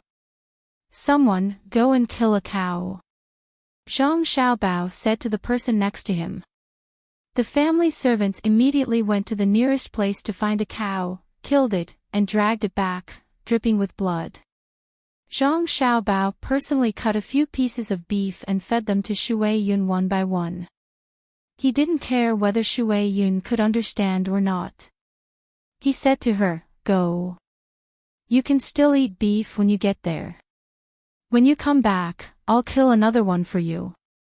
It's a little far, but this mission is difficult and honorable. No one can do it except you." Zhang Ying also touched Shui Yun's neck with heartache. The distance from Jili State to Jinchuan was not ordinary. But they had to go. They could only wait for Shui Yun to come back and nourish her body. Shui Yun seemed to know that she had to go on an errand. She tried to eat the beef so that she could store more energy to support the flight. When she really couldn't eat anymore, Wang Wan had finished writing the letter. She put it in a bamboo tube and tied it to Shui Yun. Shui Yun rubbed her head against Zhang Ying's face intimately.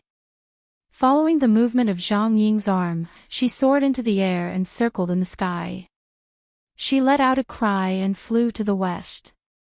It would be great if all eagles could be like Shui Yun. I hope she won't encounter any danger on the way. Let's barbecue beef tonight. Zhang Xiaobao sighed as he watched Shui Yun turn into a black dot and disappear into the sky. At the same time, Zhang Ying retracted his gaze and comforted Zhang Xiaobao. "Don't worry, little young master. Shui Yun is very smart. If she gets hungry on the way, she will find animals that are easy to catch to eat. She won't lose the letter. I also want to find more eagles like Shui Yun. Unfortunately, I've caught many eagles, but none of them can reach Shui Yun's level. Just like the big dog that the little lady brought back from Luzhou, it's almost psychic. Little young master, little lady, is something wrong with Jinchuan?" Zhang Ying didn't read the letter, so he didn't know the specific situation.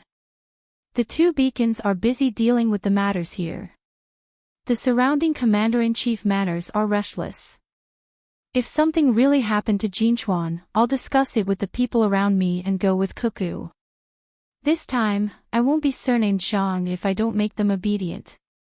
Zhang Xiaobao explained to Zhang Ying.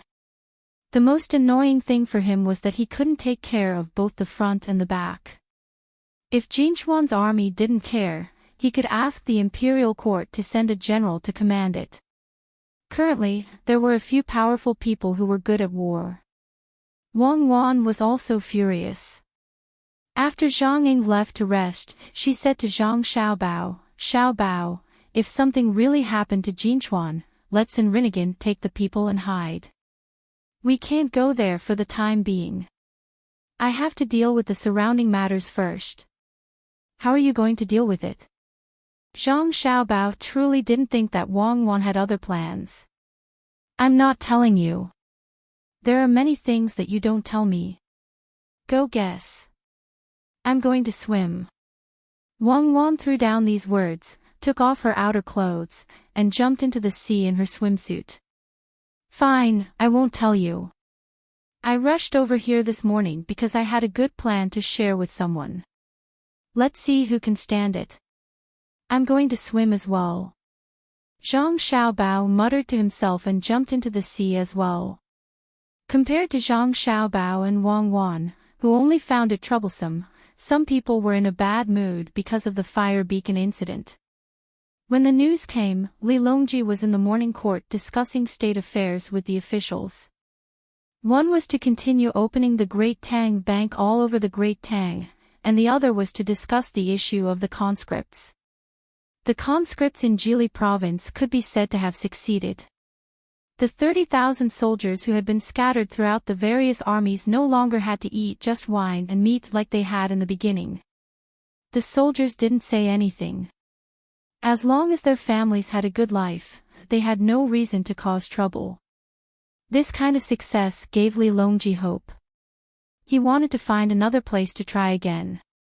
Just as he was arguing with the officials, the fire beacon incident in Jinzhou came. He temporarily put aside other matters and began to guess what was going on. Who would dare to attack Jinchuan? Even after the morning court session ended, it was still not confirmed. After returning to Xinqing Palace, Li Longji was not happy when he heard that the construction of the artificial unsinkable lake was about to be completed. Li Shi, do you think that Tubo is taking the risk? Li Longji, who had drunk 2 bowls of iced sour plum soup, still felt like his heart was on fire. He asked Gao Lishi, who was waiting on him. How could Gao Lishi guess? He was even more anxious than Li Longji. On one hand, he was worried about the Great Tang, but on the other hand, he was worried about Xiao Bao. Jinchuan was not under the jurisdiction of the Great Tang. Although the Great Tang had offered many local specialties this year, with the majority being desert sistanch, if the Great Tang really did send people to occupy it, regardless of whether Xiao Bao and Cuckoo would agree or not, Tubo would not agree. If that happened, they would really have to hand over their territory to the Great Tang. The east of Jinchuan currently belonged to Xiao Bao and Cuckoo. That was just an excuse for the caravan. If the Great Tang sent people to manage it, it would be a matter between countries. As Gao Lishi thought about it, his eyes hurt, as if the pain had reached his head. He massaged his temples and replied to Li Longji, Your Majesty, it's just 2 plumes of smoke. Perhaps the people of Jinchuan saw wrongly and thought that someone was going to attack them. This subject thinks that Tubo currently relies on the Great Tang to exchange food for them and does not dare to make any rash moves. Although the Turks are also in the desert, they can't care too much. Your Majesty does not need to worry. The news should have already been sent to Xiao Bao and Cuckoo. The 2 of them should have already made their decision. Once Jili province sends a letter, we will naturally know everything. Even Gao Lishi himself didn't believe his own words. The Tubo and Turks were wolves that couldn't be tamed. As long as they were given a chance, they would definitely grasp it. Otherwise, there was no need for them to continue sending troops to guard the borders. Li Longji also knew that Gao Lisher was comforting him. At this time, the only thing he could do was to believe his words, even if it was hard to be certain.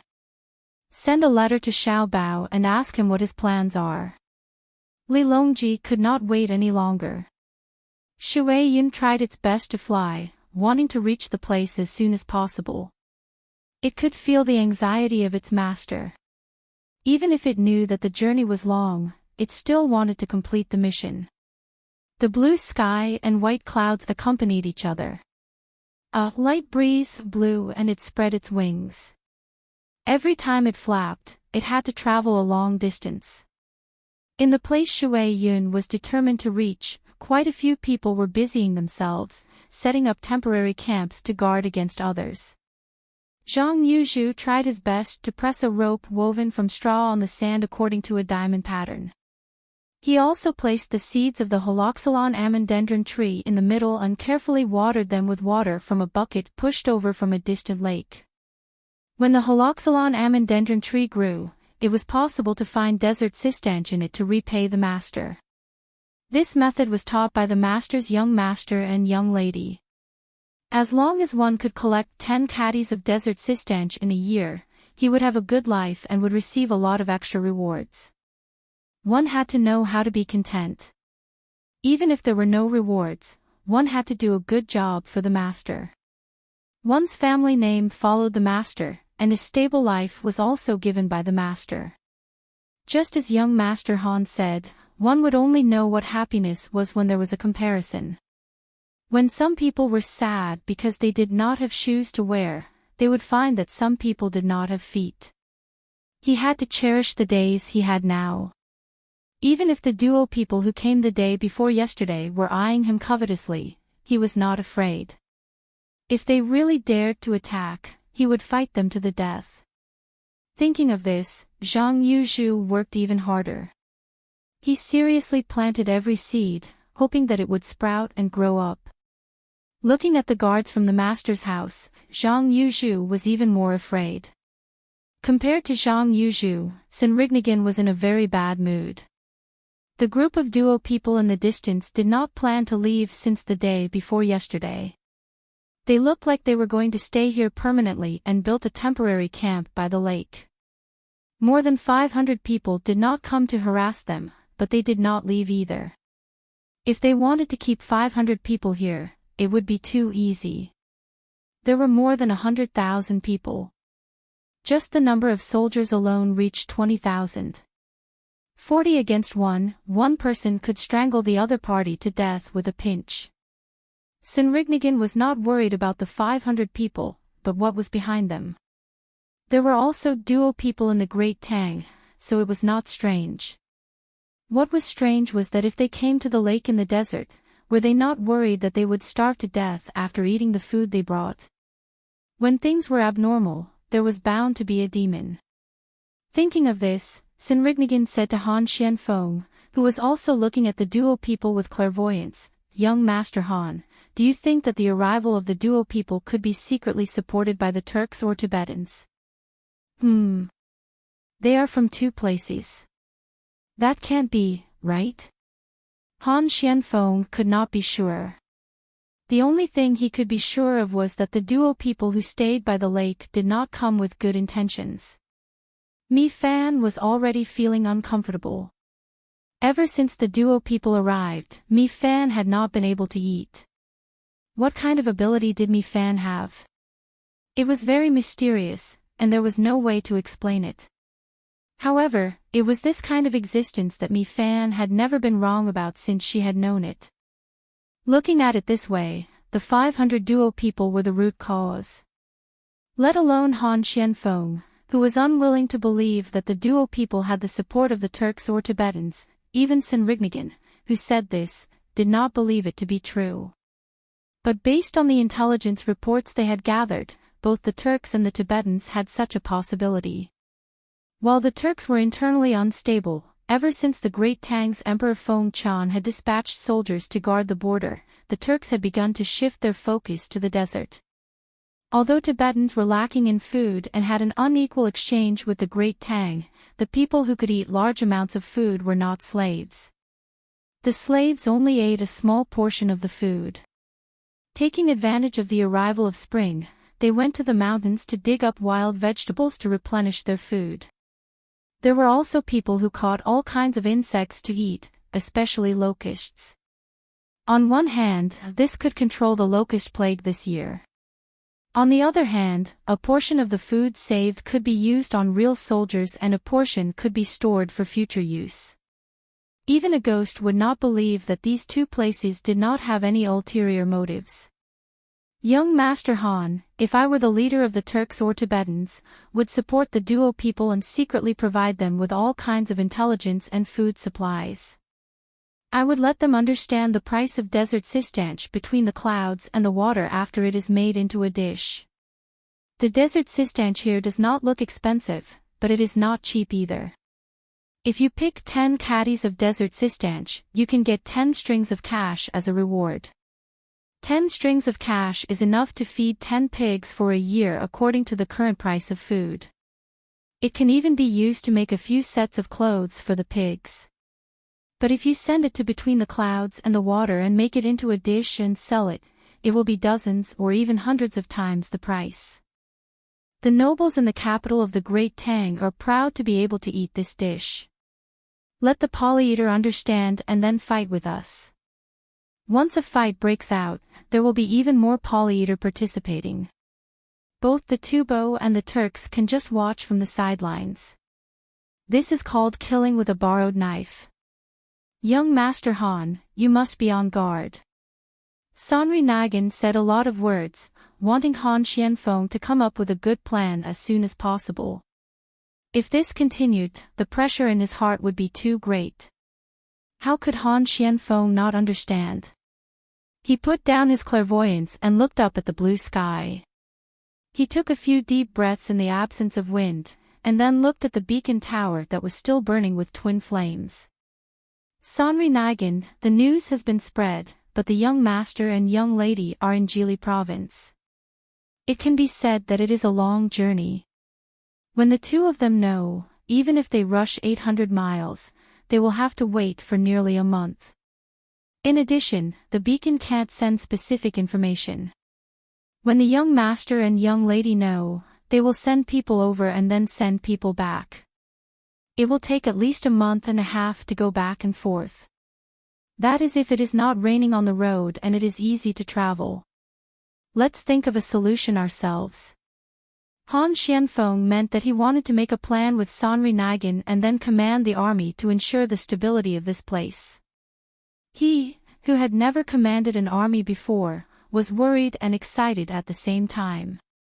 He was afraid that he would accidentally lose, but he also wanted to lead the army to defeat all the enemies.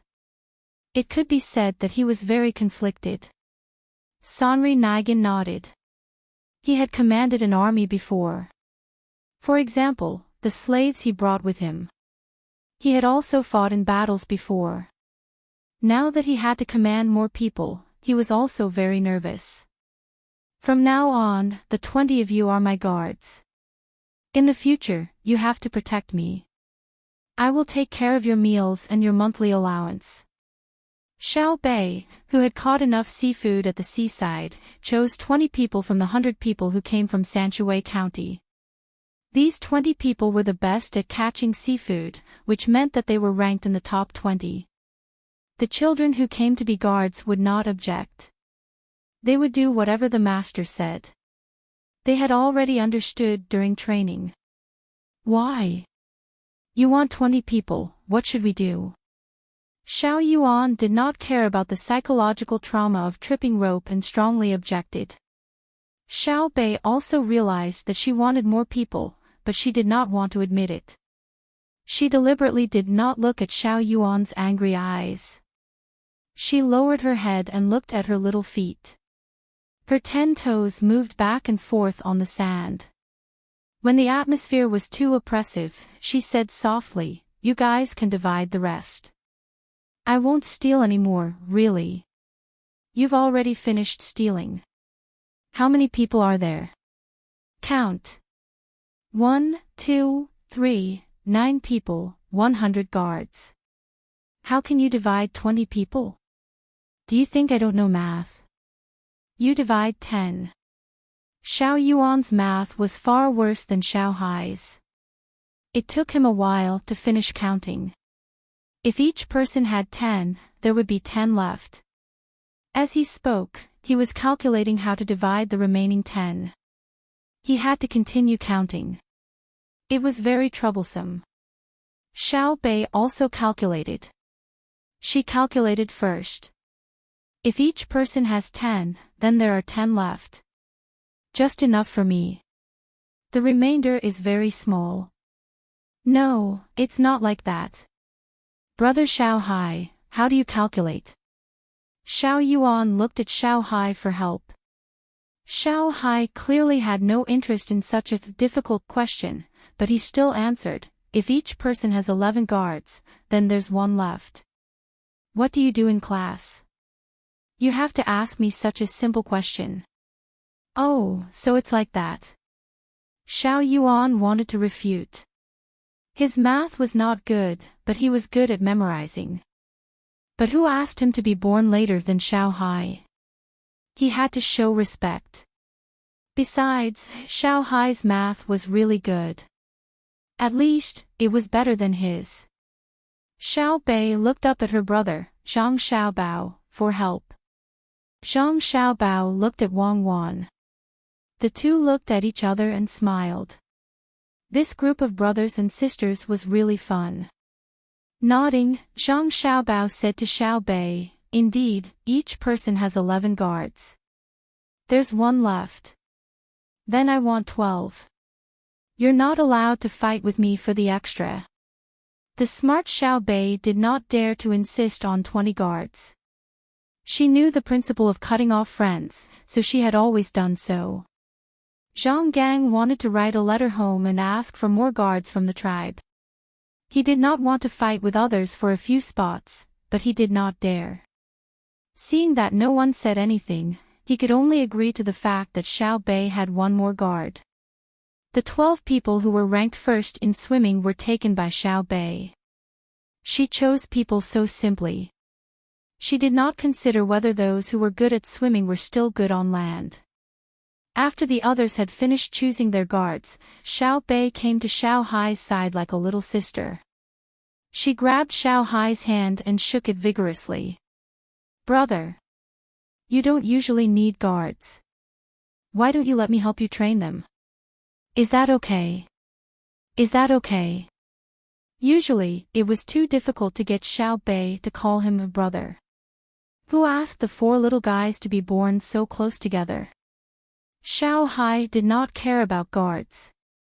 He was focused on math. When he heard his sister asking for a guard, he nodded and agreed. Xiao Bei cheered. She looked at Xiao Yuan, who had just opposed her, and revealed a unique smile. Xiao Yuan consciously pretended not to see it and turned his head to do his own things. Zhang Xiaobao and Wang Wan looked on and did not care. If not, life would be much less fun. On the way back, Xiao Bei did not ride a car or ride a horse. She was very happy. This was because she had her own team, even if the average age was slightly younger. Xiao Bao, when you go back, give an expensive gift to the surrounding commander-in-chief's manors. Don't worry about money. The friendship between the various places here can't be measured by money. Wang Wan said to Zhang Xiaobao as they walked. Zhang Xiaobao agreed very happily. He did not ask for the reason. There would be a day when he would know, and he would not have to wait too long. As soon as they returned to the manor, Zhang Xiaobao began to give gifts to the surrounding places. According to the status of the other party, the gifts given ranged from 1,000 strings of coins to 10,000 strings of coins. A total of 32 gifts were given, and the total value was 110,000 strings of coins. Those who received the gifts were happy and worried. They were very clear about the value of the gifts now. The lowest value was more than 4,000 strings of coins. Naturally, they did not know that the cost of the gifts was more than 1,000 strings of coins. They took the gifts and wanted to give back the same value, but they were reluctant to give it back. Fortunately, the letter with the gifts mentioned a proposal, which was to hold a joint military exercise together. They hoped that they could cooperate. Zhang Xiaobao and Wang Wan were in charge of the site of the exercise, and they were in charge of the food. Agreeing was giving face, and there was no need to return the gifts. One by one, they agreed. Not everyone was only doing it for money. Some people did not care about money. They wanted to see the combat effectiveness of the soldiers in Jili province. Zhang Xiaobao finally guessed part of the content at this time. He asked Wang Wan, "Where are you going to take them to hold the joint military exercise?" "It depends on the situation in Jinchuan. If it's good, we will hold a training exercise in the entire northern part of Hebei province for half a year. If it's not good, we will go to Jinchuan. I'd rather pay a lot of money for it." Wang Wan did not keep it a secret. As soon as she said it, Zhang Xiaobao knew what she meant. "Well, it's worth the money. First, we can let the army be familiar with the terrain here. After all, they come from the south. Second, we can let the team participating in the exercise feel our military treatment. Even if we don't win them over, we must leave a deep impression in their hearts." As for Jinchuan, the significance of this exercise is greater, and at the same time, the purpose of this exercise is stronger. Good idea. Whether they agree or not, it's good for us. Zhang Xiaobao praised Wang Wan. Before Wang Wan could be modest, he changed the topic, "But, if they don't agree to go to Jinchuan, are you really going to do something to them? I believe that our friendship is like the evergreen tree.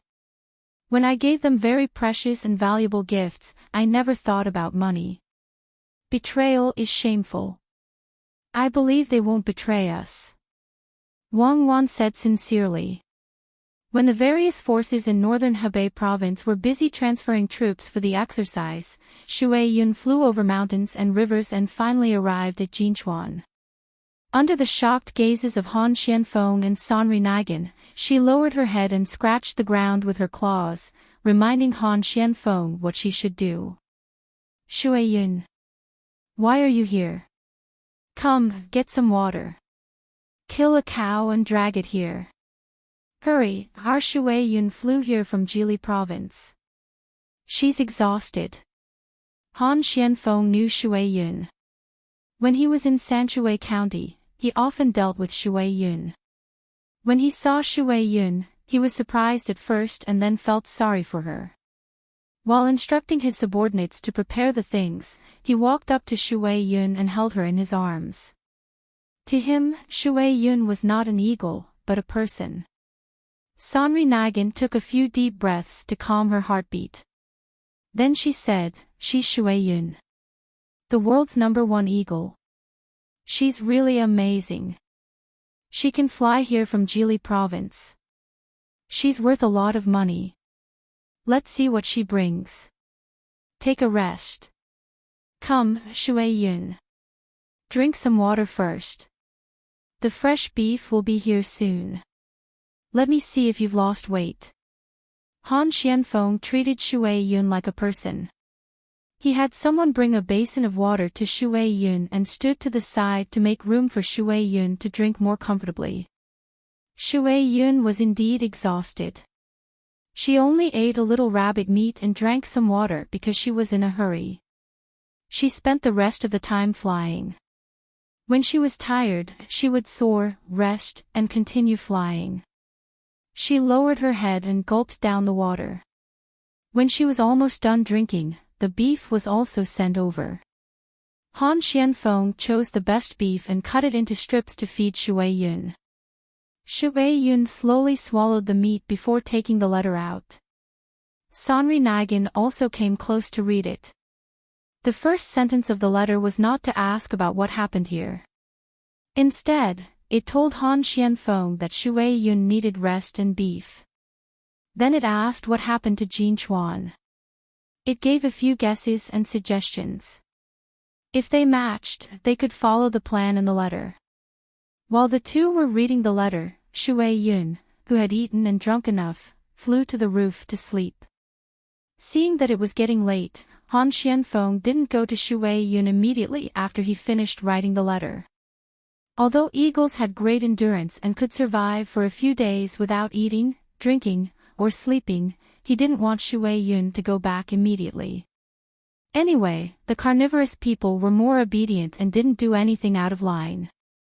He ordered people to find a lot of soft straw and cotton wool and put them on the ground for Shui Yun to sleep on. Han Xianfeng thought about the plan in the letter and then fell asleep. Shui Yun had another meal. It grabbed the straw and cotton wool on the ground and flew to a crack in the cliff nearby. It began to make a nest, planning to have a good sleep. If it were other eagles, they might not accept other people's help, but Shui Yun was not. It was not stupid. If it were Shui Yun, where would it find such soft straw and cotton wool? It was colder at night than during the day, so it would save as much energy as possible. While Shui Yun was sleeping with many people, dozens of figures flashed out from a lake in the desert. They quickly ran toward the place where the Holoxylon amandendron was planted. When the dozens of people came to the outside of the fence, someone shouted, "Who are you? Stop, don't move, or we'll shoot you to death." Following the shout, there was also the sound of dogs barking, adding a bit of noise to the silent night. Under the waning moon, the dozens of people didn't listen to the warning at all. They quickly jumped over the fence and rushed inside. Then there was the sound of rustling. When the dogs' barks got closer, the dozens of people jumped over the fence again and ran back to the camp by the lake as fast as they could. Then there were the sounds of dogs howling. If someone's ears were good, they could vaguely make out that there were human grunts mixed in. Under the night, everything returned to normal. The guards had been ordered not to give chase when something happened. They had to wait until the sun came up. When the red sun jumped out, the guards finally discovered the situation inside the fence yesterday. Several hundred Holoxylon amandendron trees had been cut down, and 3 dogs had gone missing. It must be them, the cannibals did it. I knew they didn't have good intentions there. Zhang Yuzhu, who was in charge of planting the Holoxylon amandendron trees, pointed at the cannibals' camp and cried. There was no need for him to say it. The others also understood, but they couldn't make the decision. They could only wait for Han Xianfeng to come. Han Xianfeng, who had gotten up early to train, finally received the news when he was about to finish. He rode over with Sonri Nigan. Looking at the Holoxylon amandendron trees and the smoke rising from the cannibals' camp, Han Xuanfeng's face was gloomy. Fortunately, Shui Yun didn't go back yesterday. It seems I need to write a new letter. After saying this, Han Xianfeng ordered, continue with your work and pretend nothing happened. We'll talk about it at night. There aren't many Holoxylon amandendron trees that were cut down. We'll plant more. Leaving these words behind, the two rode back to the house. Han Xianfeng tore up the letter he wrote yesterday and wrote a new one. He called out to Shui Yun, who was hovering in the sky. After Shui Yun came down to eat and drink, he tied a bamboo tube to it and stroked its feathers. Go back. Be careful, there's no rush here. Don't tire yourself out.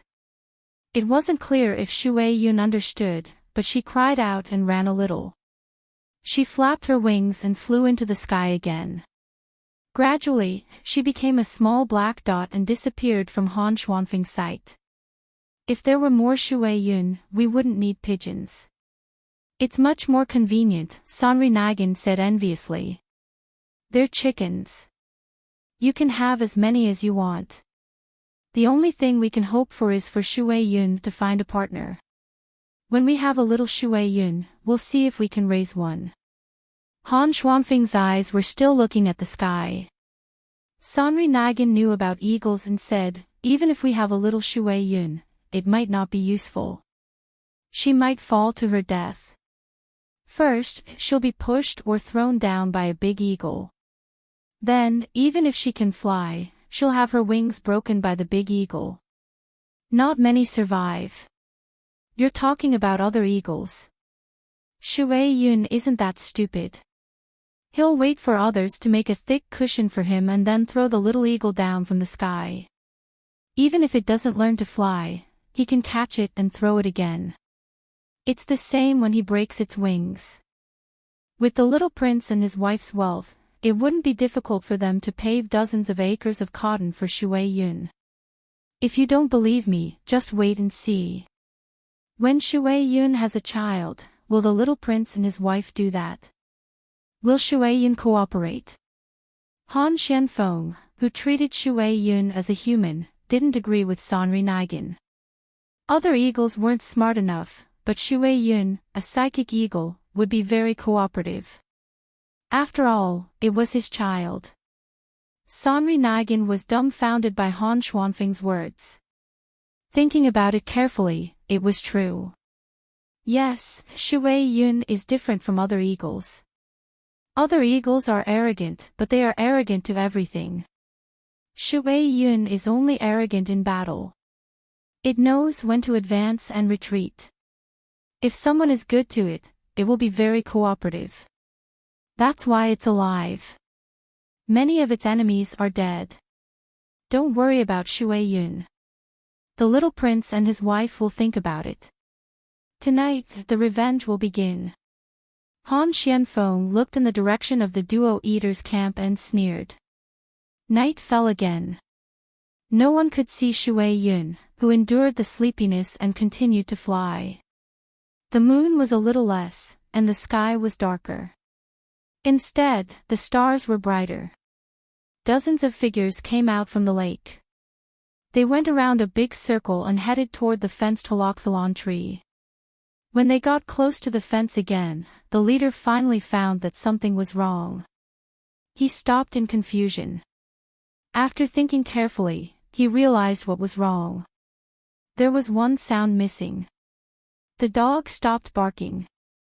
Just as he was hesitating whether to continue or not, and whether there were any traps ahead, a fire suddenly appeared in the direction of the camp.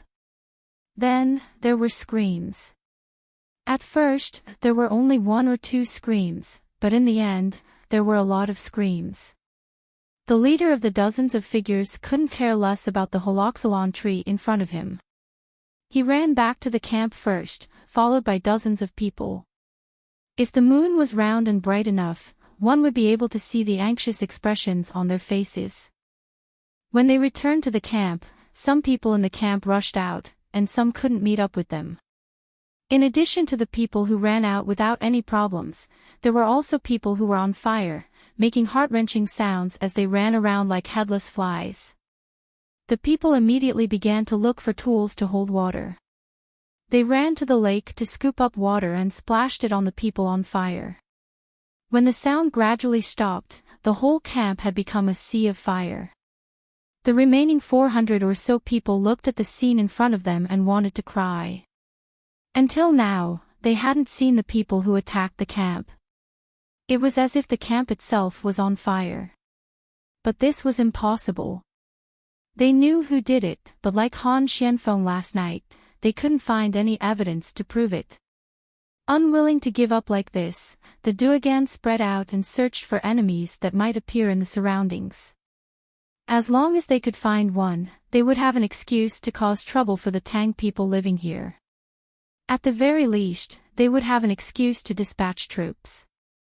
A few of the duo eaters lit torches from the campsite and walked all the way to the outside of the fence. Just as they realized that they had gone in the wrong direction and were about to go back, someone suddenly shouted from inside the fence, "Who are you? Don't move." The man-eaters were stunned. Only then did they realize that they were still holding torches. One of them shouted, and the man-eaters threw down their torches and prepared to leave.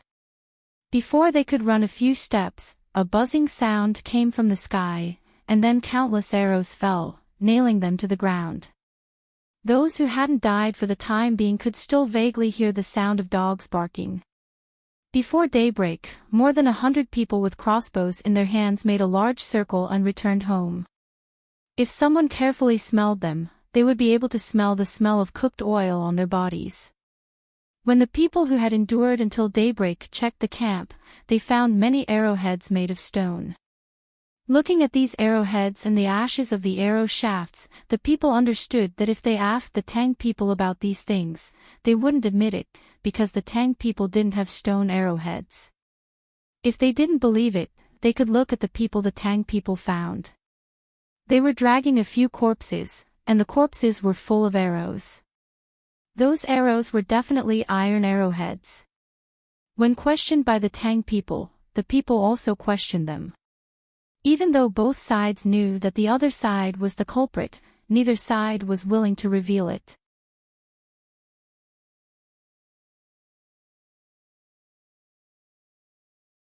Chapter 799. Zhang Shuo felt that he had found an opportunity. The more he spoke, the smoother he became. He repeatedly told Li Longji about the various benefits of taking over Jinchuan. How could Li Longji not know about the benefits of taking over Jinchuan? Jinchuan did not belong to the Tang Empire. The terrain there was dangerous, and if he could rule it, it would be much easier to deal with Tubo. However, it was precisely because of this that he felt that he could not take over that place. If he did, it would be tantamount to falling out with Zhang Xiaobao and Wang Wan. Tubo, who was originally in an honest state, could easily be forced into a corner. Not only Tubo, but the Tujue might also interfere. Hearing Zhang Shuo say that he would send people to seize Zhang Xiaobao and Wang Wan's slaves, Li Longji's eyes revealed an inexplicable emotion. This emotion was directed at Zhang Shuo. Zhang Jiuling, who was guarding at the side, looked at the emperor's expression and found that something was wrong. He was too calm, and his eyes narrowed because of Wei Wei. He was worried that Zhang Shuo would anger the emperor, so he quickly interjected. Lord Zhang, Jinchuan is where Zhang Xiaobao and Wang Wan earn money. I think that the people there will only listen to the two of them. It seems inappropriate to send people to manage it. Just as Zhang Shuo was thinking of a way to make the emperor agree to his suggestion, he was interrupted by Zhang Jiuling's words. He looked at Zhang Jiuling with a bit of dissatisfaction. When he saw Zhang Jiuling look back at him with a gaze that was not easy to see in the past, his heart trembled, and he finally reacted. He carefully looked at the emperor again and did not mention who should be sent. He then glanced at Yuan Rong, who spoke up for him just now, and said, Your Majesty, Zhang Jiuling is right. Think about what Zhang Xiaobao and Wang Wan are thinking. I wonder if Your Majesty has a plan for the two of them. When Zhang Shuo said this, he felt very helpless. He understood that the emperor's support for Zhang Xiaobao and Wang Wan was very firm. If he wanted to touch the two of them, it seemed that Jinchuan was not a good opportunity. Moreover, recently, he also felt that the emperor's attitude towards him seemed to have changed. It was not that the emperor suddenly distanced himself from him, but when he spoke to him, there was less of the usual casualness, and more of a businesslike manner. This was not good. He had to think of a way to make up for it. Li Longji glanced at Zhang Jiuling, but didn't say anything. He nodded at Gao Lishur, who hurriedly stepped forward and reached into his bosom. When he looked again, there was a letter in his hand. Then he turned to the others and said, After Xiao Bao and Cuckoo found out about the fire beacon, they came up with a plan. Gentlemen, please take a look. As he spoke, Gao Lishur delivered the letter to Yuan Rong. The content of the letter was slightly more than usual. Yuan Rong first skimmed through it, but then his eyes widened, as if he had seen a ghost. He carefully read the letter from beginning to end, and his body couldn't help but tremble, as if he had seen something shocking. The others couldn't help but be curious. What exactly was written in the letter that Zhang Xiaobao and Wang Wan sent that made the practical Yuan Rong so scared? Lord Yu, may I take a look? Li Linfu, who had always wanted to learn and surpass Zhang Xiaobao and Wang Wan one day, so that Yuan Rong didn't hand the letter to anyone else, so he reminded him. Yuan Rong blankly handed the letter to Li Linfu. He stared blankly at the letter. Those who knew him knew that this was his expression when he encountered something special. Li Linfu took the letter and carefully read it word by word. After reading it, he also shivered and sucked in a breath of cold air. He handed the letter to another person, and said to Li Longji, Your Majesty, this subject understands today what it means to be so intelligent that it's almost like a demon. This subject is inferior. Li Longji's head moved up and down slightly, indicating that he agreed with Li Linfu's words. In his heart, he thought, Do I need you to say this? Otherwise, how could I have been fooled? Who would have thought that something would happen to Jinchuan, and that the two of them could be used to deal with the people of northern Hebei province? The letter was passed around one by one. Everyone who read the letter had an unusual expression. They were frightened, but at the same time, they felt sorry for the people from the martial manor. Those people didn't pay the rent tax, and some people didn't even pay the tribute. Look at what happened now. His Majesty sent 2 children to see whether they would pay the rent tax or not in the future. Those who looked down on the children might pay enough, even to the extent that it was unbearable. Zhang Jiuling read the letter and said as if he was talking to himself, at first, he thought that it was just 2 children who were easy to deal with. Later, he understood that His Majesty sent the 2 most powerful people in our province. Alas! It's time, luck, and fate.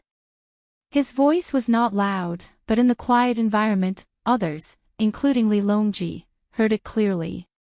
No one refuted Zhang Jiuling's words. As he said, Zhang Xiaobao and Wang Wan could be said to be the 2 most powerful people in the Tang Empire. They should be deeply honored to be sent to Jili province to suppress the martial manor in northern Hebei province.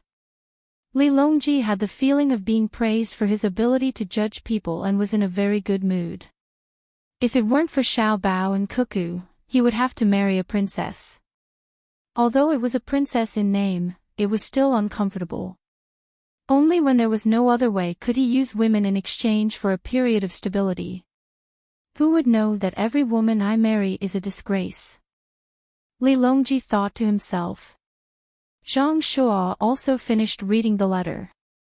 He thought about it and said, Your Majesty, if something really happened to Jinchuan, Zhang Xiaobao and Wang Wan will lead the troops to battle.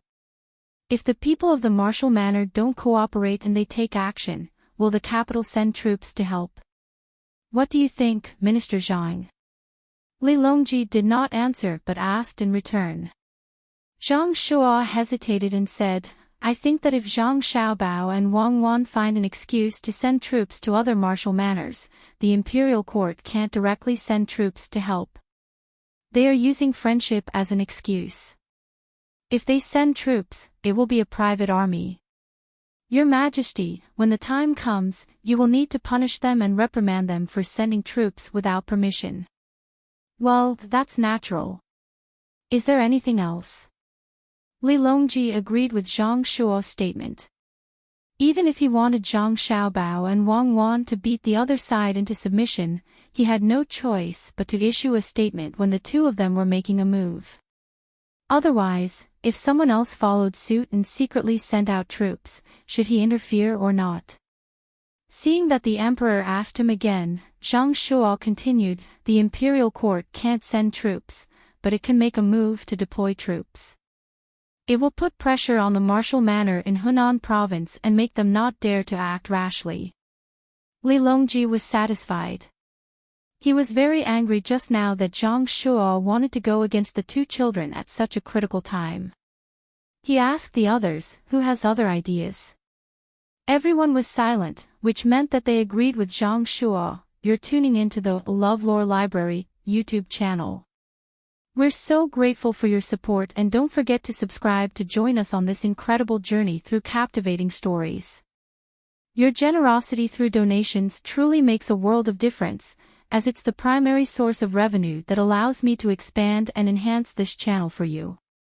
Thank you from the bottom of my heart for being a part of this adventure.